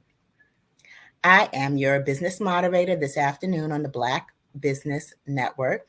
Black Business Network is a 24-hour business network showcasing Black businesses, business owners, entrepreneurs, and thought leaders worldwide. Now, we have speakers from North Carolina, London, Singapore, Africa, Japan, and cities all over the United States. The Black Business Network is a global community sharing its business knowledge to empower, inspire, and educate businesses about business. Our next speaker is Favor Obisek. Favor Obisek is the founder of Work and Play Entertainment and a 5-year podcast host of WeDon'tPlayPodcast.com, where the primary goal is to inspire, entertain, and educate others on the boundless value of problem-solving solutions, innovative products, and marketing and advertising, implementing strategies using applied SEO, which is search engine optimization technology. So I present to you Favor Obisek. Thank you so much for having me here. No. Good afternoon, Favor, and welcome. Welcome to the Black Business Network. Thank you. Thank you so much for having me. You're welcome. And Genius is coming, and I will see you on the other side. Yes. Thank you so much for having me here. And this is a great time to be here. And I really appreciate the opportunity to be in this space with you and just give you some insights on how you can be able to create content for yourself. But more importantly, how content can create avenues for you. And before I even get started, I just want to thank Dr. Eric Kelly III, for allowing me to be here. I really appreciate the opportunity. And I hope what I'm bringing to you today will be valuable information that you can take home and you can take action. So today, what I want to tell you about is basically handling information on how you can use podcasting to elevate your brand. How can you use podcasting to become an authority in your niche? How can you use podcasting to be a voice to your community? How can you use podcasting to be the best person out there that's being listened to, that someone can connect with? Now, if you've never thought about podcasting before, this is the time to think about podcasting. Because I don't know if you're aware of this, but according to listennotes.com, with 2 N's, there are only 3.3 plus million podcasts in the world. And look at these numbers. Out of 3.3 million podcasts in the world, only 1 million of those podcasts are podcasts that were released in 2020. So out of the podcasts that were released in 2020, ask yourself this question. Where were you in that million? Are you the person that was creating content? Are you the person that was making the content? Are you the person that was being interviewed in the content? Now, for you to ask that question, you have to ask another question. Where was I when things were happening? When it comes to content, when it comes to distribution, when it comes to technology, right? So in this 3 million podcasts that we have in the world activated to us today, 1 million of those podcasts were released in 2020. But here's a caveat. Out of 3 million podcasts in the world, only 13.2% of podcasts in the world are active. They're available, but they're not active. Meaning, not everybody finishes 10 episodes. Not everybody gets to 25 episodes. Not everyone gets to 50 episodes. Not everyone gets to 100 episodes. The drop from having 8 episodes to 100 episodes drops from 54% market share to 6% market share. So what does that tell you? If you want to be in the top 1%, the top 5%, the top 6%, you have to think about being on a podcast, because not everybody is on a podcast. Everybody could be on a podcast, but not everybody's like you. So in today's room today, for you to listen to what I'm talking about when it comes to podcasting, think about yourself. Think about where you are today. I'll give you a story about myself, because I'm sure you're wondering, okay, what is he talking about? Where is he going with this information? I'll give you a little story about myself. When I started my podcast is called We Don't Play, right? I intentionally used the word we because I did not want myself to be in the picture. I wanted it to be everybody plus me, but I didn't want myself to be the only one in that picture.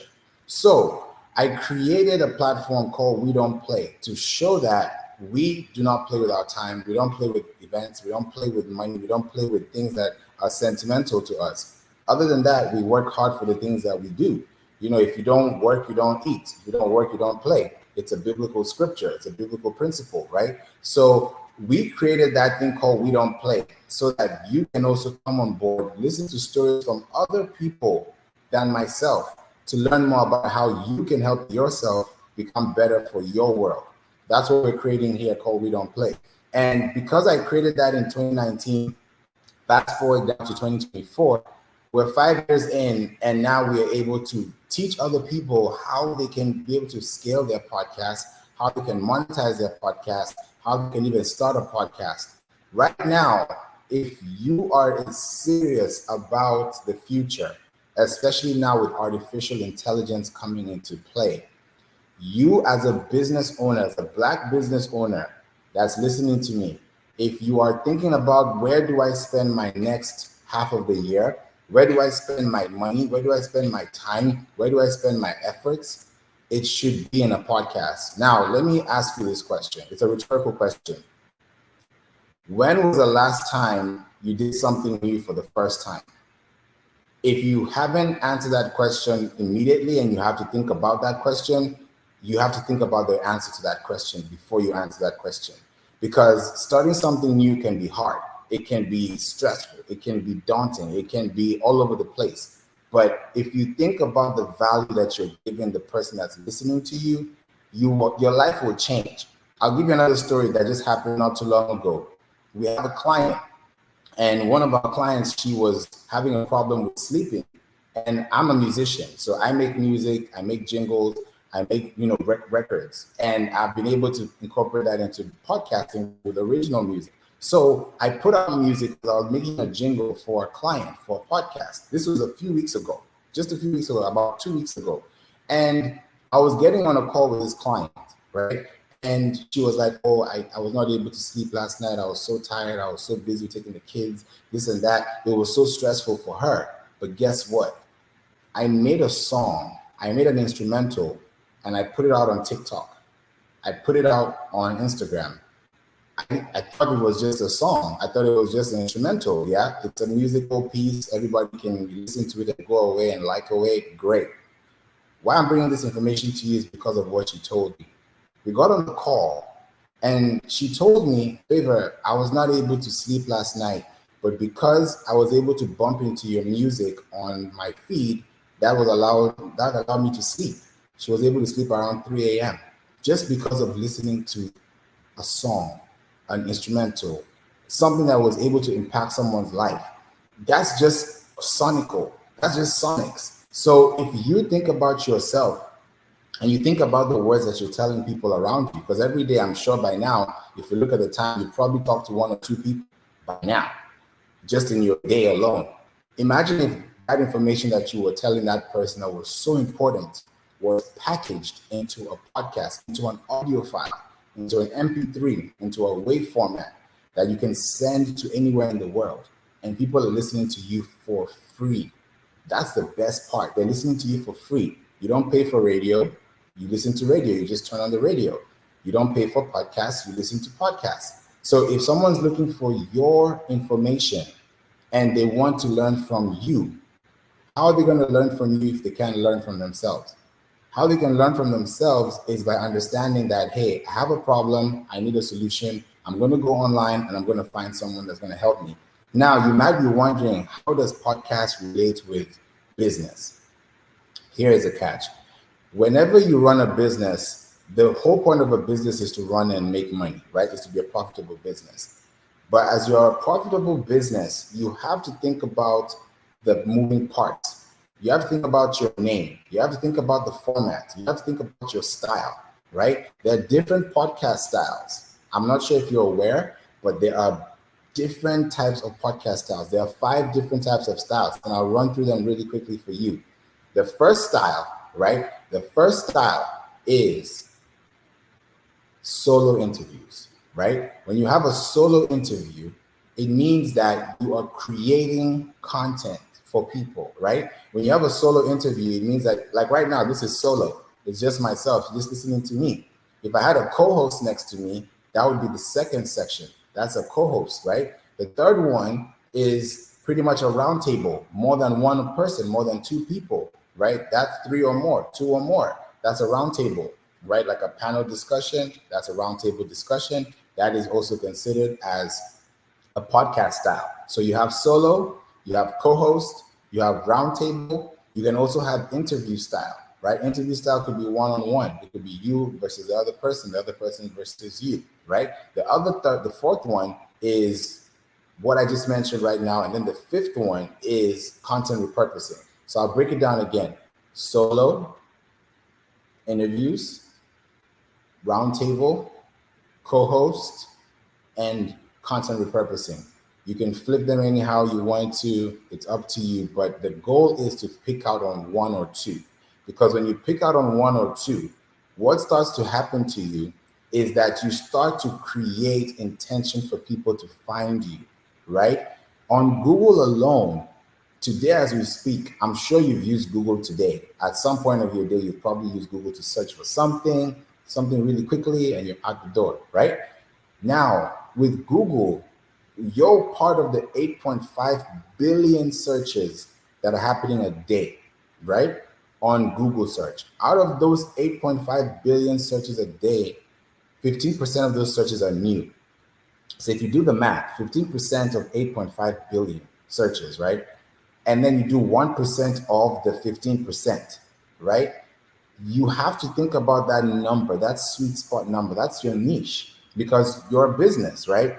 You don't do what other people do. You do it differently because you have a different business model, right? You have a mission, you have a vision, you have a core objective, you have things that you're creating for yourself. You have to think about your business, right? So when you think about your business, ask yourself, who is listening to my business?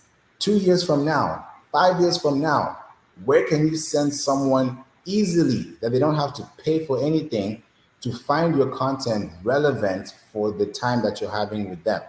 The only place I can see is podcasts. Why? Because podcasting, if we're really paying attention to the way we are moving in the times we're in right now, podcasting is a great way to have intellectual property.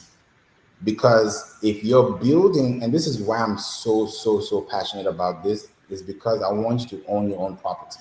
I want you to own your own intellectual property. Why am I saying that?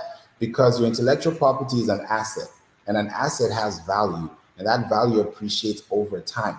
So the timeline or the time span, or I can even say the shelf life of a podcast is 24 months. That's the same amount of shelf life time a blog has. But here's the difference. A blog is in the billions. There are billions of blogs, right? On the web. You can search billions of pages right now on the web. Just alone, type in insurance, type in cars, type in marketing, type in food. You will see billions of searches. Right under the search bar, it will tell you the number of results that you see there. So how do you show up in the midst of that huge sea?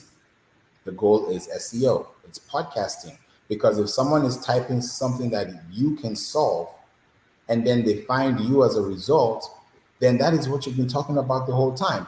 People kind of put podcasts, they put SEO, they put digital marketing, they put social media in like different buckets. Like these are all different parts of the body when we're all one body.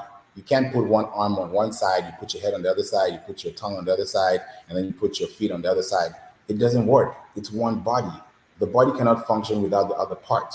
So if you want to function as a business, have an intellectual property model that allows you to scale that model and then take the information from that model and go into social media and exchange that with other people.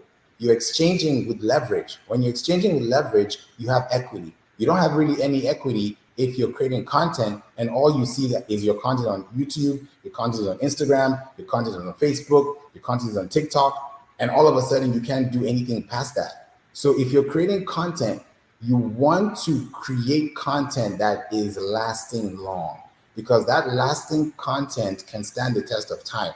I'm speaking from experience. We're in 2024 today. What this can earn you can be something that you won't have to pay for years from now. If you just invest in a year of just creating a podcast, building a podcast, you can grow so far. You can really go so far. Do you know why you can go so far? Because you have a voice, and voice is a sound wave. That even God created the world with "let there be light." That's a voice. That's a word. So if you have the same voice and you know whose you are, right? Then you can come out strong and say, "Hey, I have a voice too. I have a product. I have a business. I have a goal. I have a structure." And you can tell people will not believe you until you believe it yourself. But the problem is everybody's running on social media trying to post away. Instead of posting from within and then coming out with your content assets from your website, you're doing the reverse. And that's what most people are doing, posting on social media, trying to go viral, trying to push here, trying to push there. You can't grow on social media if you don't have a website. Let me give you a quick no-brainer. I talked about this earlier today because I have, great communities I connect with, and this is also another great network I'm happy to be here in. I talked about this earlier today, and I want to bring it to you as well. Just do this quick exercise. Please do this quick exercise. Go to your TikTok, go to your Instagram. Just focus on those two, TikTok or Instagram. Go to your profile, right? When you go to your profile, on your Instagram or your TikTok, you're going to see your name, you're going to see your descriptions. I want you to pay attention to one metric for me: the number of posts that you have created. If you look at the number of posts that you have created for your social media account, if that number is over 100 and that number is not equal, I'm talking about equity, right? Business equity. That number is not equal to the number of pages you have on your website, there's a problem. Because what you've just done is you have given Instagram.com, TikTok.com 100 new pages that they own. You don't own that media, they own it. You are just you're probably renting the place, right? But you don't own that content. When you do Facebook, whenever they say public content, I don't know if you know this before, because I've also gone through entertainment law as well. And because I have a graduate in entertainment business, I went through a couple of entertainment law studies. And one thing I want to mention to you is this: when it comes to intellectual property, right, as a business owner, when you're creating content and you put that content on Facebook, not your Facebook business profile, just your Facebook personal profile, that is considered as public property. So if you want to promote your business on Facebook and you're promoting your business through your personal account, that's a problem, because that's considered public property to Facebook.com, right? Because they own that domain. I treat websites like land. You buy a domain, you're buying property. You're buying a virtual address, you're buying a commodity, you're buying inventory, you're buying something. That's an expense. You can write off that expense at the end of the year as a business expense. So when you have a website, that website should not just be sitting on a platform. It should be doing numbers for you. It should be gathering data for you. The only way you can gather data like that at that capacity, at that stretch, is if you're able to focus on your IP model, create content, and ask questions, right? Because those 100 pages you have on Instagram, those 100 posts you have on TikTok, you don't own them. You really don't own them. There are 4 types of media, right? When it comes to media, there are 4 types of media. There's owned media, which is what I'm referring to: blogs, podcasts, your book, this network. This is owned media, right? It's owned by somebody, right? You quality control the media, you own it, right? That's owned media. That's what you should have. If you think about owned media, your emails, building out an email list, which is very important because the money is in the emails, right? There's money in the emails, right? For every customer you have, on average, it's around $36 to $40 per customer, per contact. That's the value of your customer, right? And that can go up anytime. That's just an average number within different industries. So you have to think about your owned media. What are you owning? What can you exchange? If you sell your business today, what are you selling? Are you going to sell your Instagram page, or are you going to sell your podcast library? Are you going to sell your book, or are you going to sell a page of your book? It's for you to decide. So think about owned media, because when you own your media, you can own your content. When you own your content, you own your asset. When you own your asset, you own the value, and you now appreciate that value over time. The next one is paid media, right? Everybody's paying for media, especially businesses, right? Right now, if I'm speaking to you and you're listening and you're paying attention and you're thinking about a podcast, I want to put a bug in your ear just a little bit, because I got to do some research last week, and I found something which is very, very interesting that I think you might be interested in. If you look at the world today, we are such a global place, right? It's such a small island, right? If you're creating podcasts and you're looking for sponsors, according to the reports, right, that have been done, right? If you look deeply into those insights, what I came to realize is that a country like Australia is a great place for you to outsource for podcast sponsorships, especially if you're having audiences that are resonating with them. Brazil is an emerging market. If you think about the world right now, those are emerging markets. If you're running paid media, I'll give you an example. And I'm sure you've seen this before because I kind of go into the science of it, right? If you think about it like this, paid media, example, Facebook. If you see a Facebook ad and that Facebook ad has, let's say, 20,000, 50,000, 70,000 likes, right? Let's keep it to likes. Let's do 1 million likes, right? If you don't know the formula, you won't know how to work the formula, right? There are two things involved here. Either that 1 million likes took a long time to get there, meaning that there was a lot of payments that had to be pushed through to get that payment out. Or this is another option, which I probably think you've probably never heard of. If you have, let's say, a $5 budget, that's what? That's $150 a month, right? If you create an ad and you have a podcast, I've done this myself, so I'm actually telling you what I've done because it's worked. If I have an audience and I know, okay, United States, then United Kingdom, then Canada, and then Australia, and then maybe, Jordan, or maybe India, another country. What I will do is if I know that my top audience is in the US, then I know that there are other countries around the US that I can still tap into that I don't have to pay into, if you're tracking. So if you're running an ad $5 a day, right? For example, I would run that ad to a country that is not as expensive in ads as the other. So let's say the US you're spending, let's say $2.50 a click, right? If I go to Brazil or if I go to Australia, I might pay about half of that price or 30% of that price, or maybe even 90% of that price. You can be shocked, right? And then you run the ad there because it's the same age group, it's the same gender, it's the same affinity, it's just a different audience. And when I say an audience, I mean the demographic, right? Not the psychographics, because when you're doing ads, people think of demographics. You're supposed to think about the psychographics because marketing is psychology. People read from left to right. So if you're reading from left to right, how is your marketing moved from left to right? How are you positioning yourself? Positioning equals to sales. So if you're thinking about getting sold out, whether it's an arena, an event, a business, whatever it is, you have to think about a podcast in some form or fashion.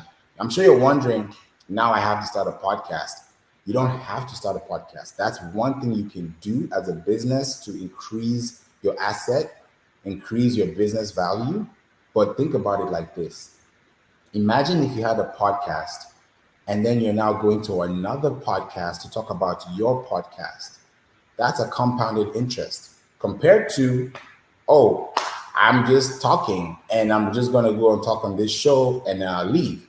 That person has gained traffic. That person has gained something. You will gain something too, especially if you're doing it correctly. You can gain a backlink if they do it correctly. But what's more important is the longevity, right? So if you're paying for media, you're paying for media because you're paying it from an owned perspective, if that makes sense. So you're paying for media because you want this thing to go beyond the organic trend, beyond the organic influence, beyond the organic move, beyond the organic wave. That's how you're doing paid media, right? The third one is shared media. Shared media. I'm not sure if you're aware of this. I do a lot of research, so I want to also send this out to you too. Google partnered up with Reddit. I'm sure some of you know Reddit. Reddit is a forum platform that has a lot of connections with people talking about different topics, right? It's like Quora. Reddit partnered up with Google.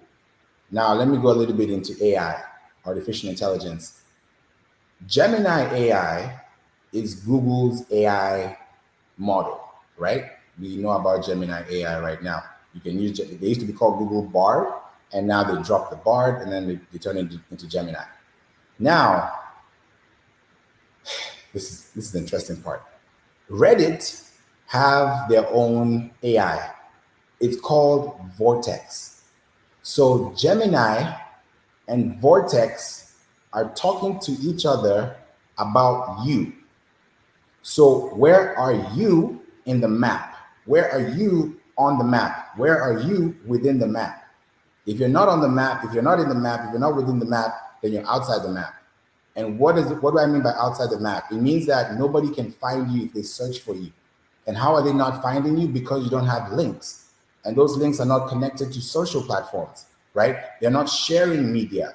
When you have a podcast, you're sharing media because you can be on Apple, you can be on Spotify, you can be on iHeart, you can be on YouTube, you can be on Google, you can be anywhere at the same time with one click of a button.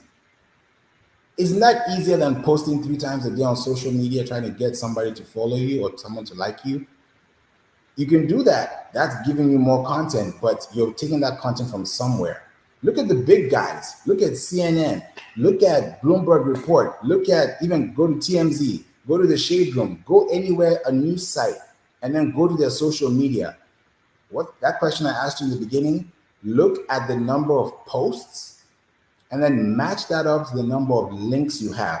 If you go to CNN's Instagram right now, every post that CNN has posted has a link attached to it. They'll tell you, this is a story, click the link in our bio to read more. You click on the link, you have access to CNN.com. You have a page there. TMZ, they do the same thing. Other platforms do the same thing. So why are you not doing the same thing? That's my question. And people even go beyond that. NPR, they go beyond that and do a podcast, right? To double up on their efforts. Gone are the days when you can just rank on Google search with just text. It's turned into a multi-modal level. In other words, text, audio, video, TAV, text, audio, video. If you're not in any of these 3, especially audio, you're missing the bus, the big bus, because AI is going to sweep your content away. No one's going to see you. No one's going to know that you even exist because there are already 1.9 billion websites in the world right now. So how does your website stand out? How you stand out is by being outstanding. And how do you be outstanding? By doubling up on your efforts, doubling down on your work. How do you do that? By creating content. Now you're going to ask me, how do I start creating content? From here, there's a platform called riverside.fm. You can go in there, record episodes. You don't have to record 30-minute episodes. You don't have to do an hour like I'm doing right now. You can start off with 1 minute, 2 minutes, with 3 minutes.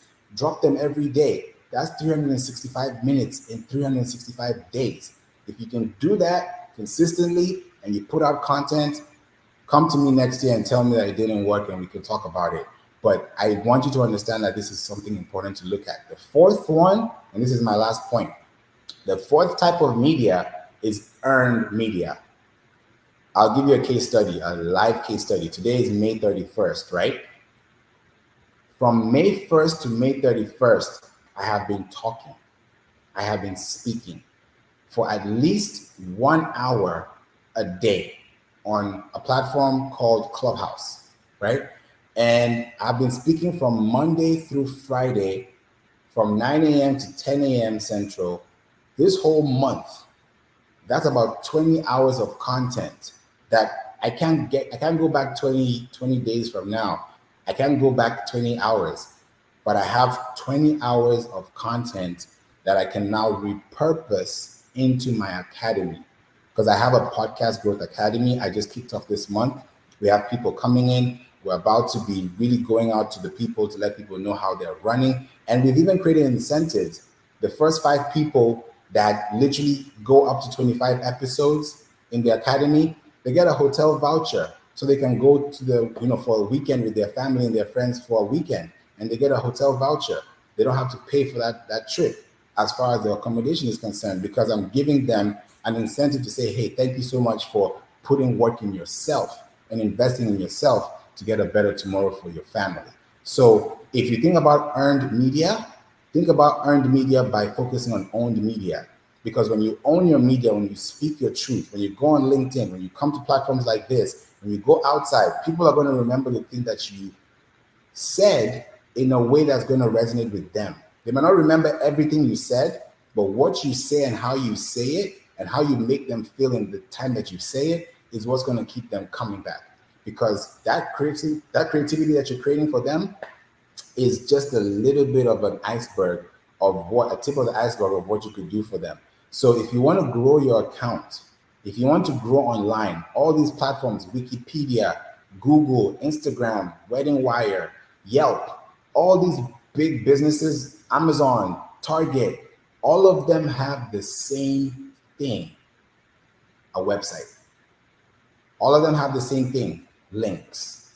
All of them have the same thing, trusted signals from shared media like social media. They all have websites. Some of them have podcasts, some of them don't. The ones that have podcasts are doubling up on their efforts, because guess what? When you have a podcast, when you have a blog, someone can sponsor your show and you can actually have 2 slots instead of 1 slot. So you have to think outside the box as a business and ask yourself, can my grandchild listen to my voice in 2050 on a podcast that they can have access to because I put it on digital audio once upon a time? Or am I going to let my grandson or granddaughter scroll through my Instagram to look for me 50 weeks ago to find that one piece of content? Where do you want to be? Do you want to be in the 1% or do you want to be in the 99%? If you want to be in the 1%, podcasting is going to be the greatest place for you, because we're moving to Web 3. I don't know if you've heard of Web 3 before. There's Web 1, there's Web 2, there's Web 3. Web 1 is the back in the day, AOL, MSN, Yahoo. It was just read only, right? Web 2, that's where social media is coming in. We're in the social media phase. We're in 2024.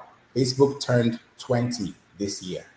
So Facebook is not 21 yet. Facebook can't go out yet.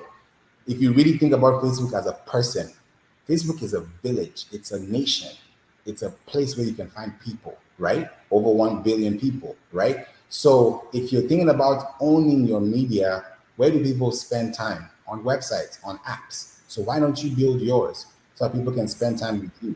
So this is something that I really hope you understand, and I hope you take some knowledge. Thank you so much for having me. Thank you so much, Favor Abisi. That was such valuable information.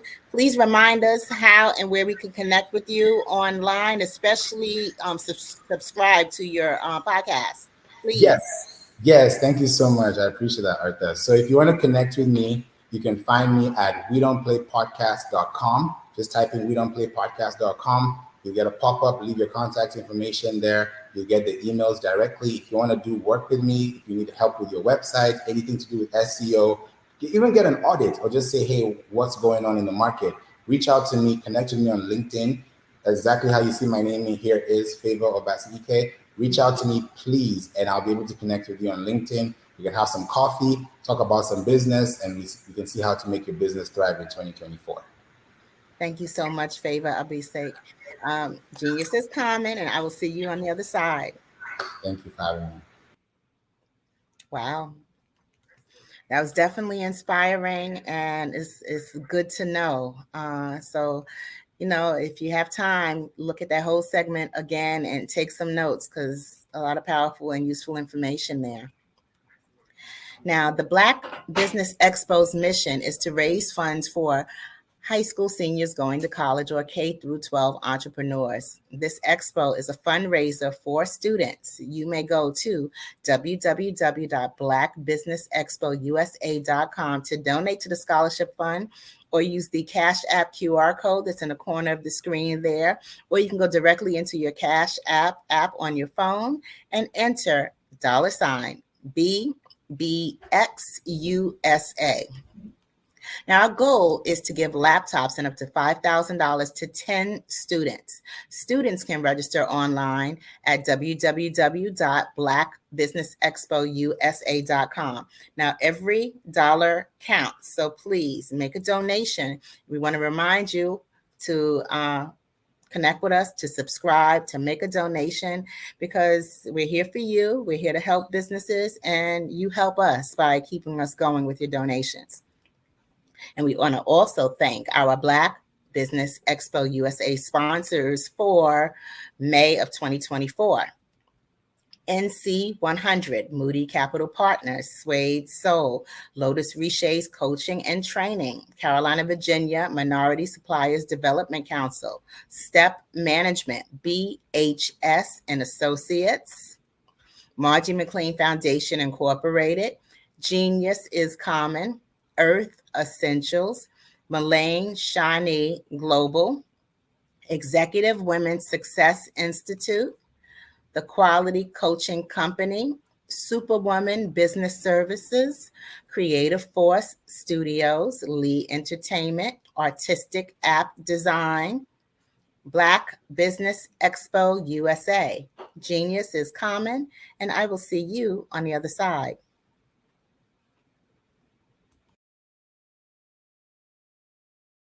The Black Business Expo's mission is to raise funds for high school seniors going to college or K-12 entrepreneurs. This expo is a fundraiser for students.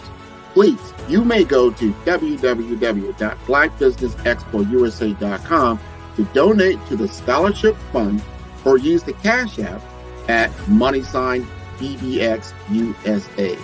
Our goal is to give laptops and up to $5,000 to 10 students.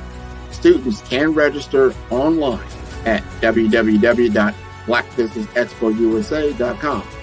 Every dollar counts. Please donate to the Black Business Expo USA Scholarship Fund.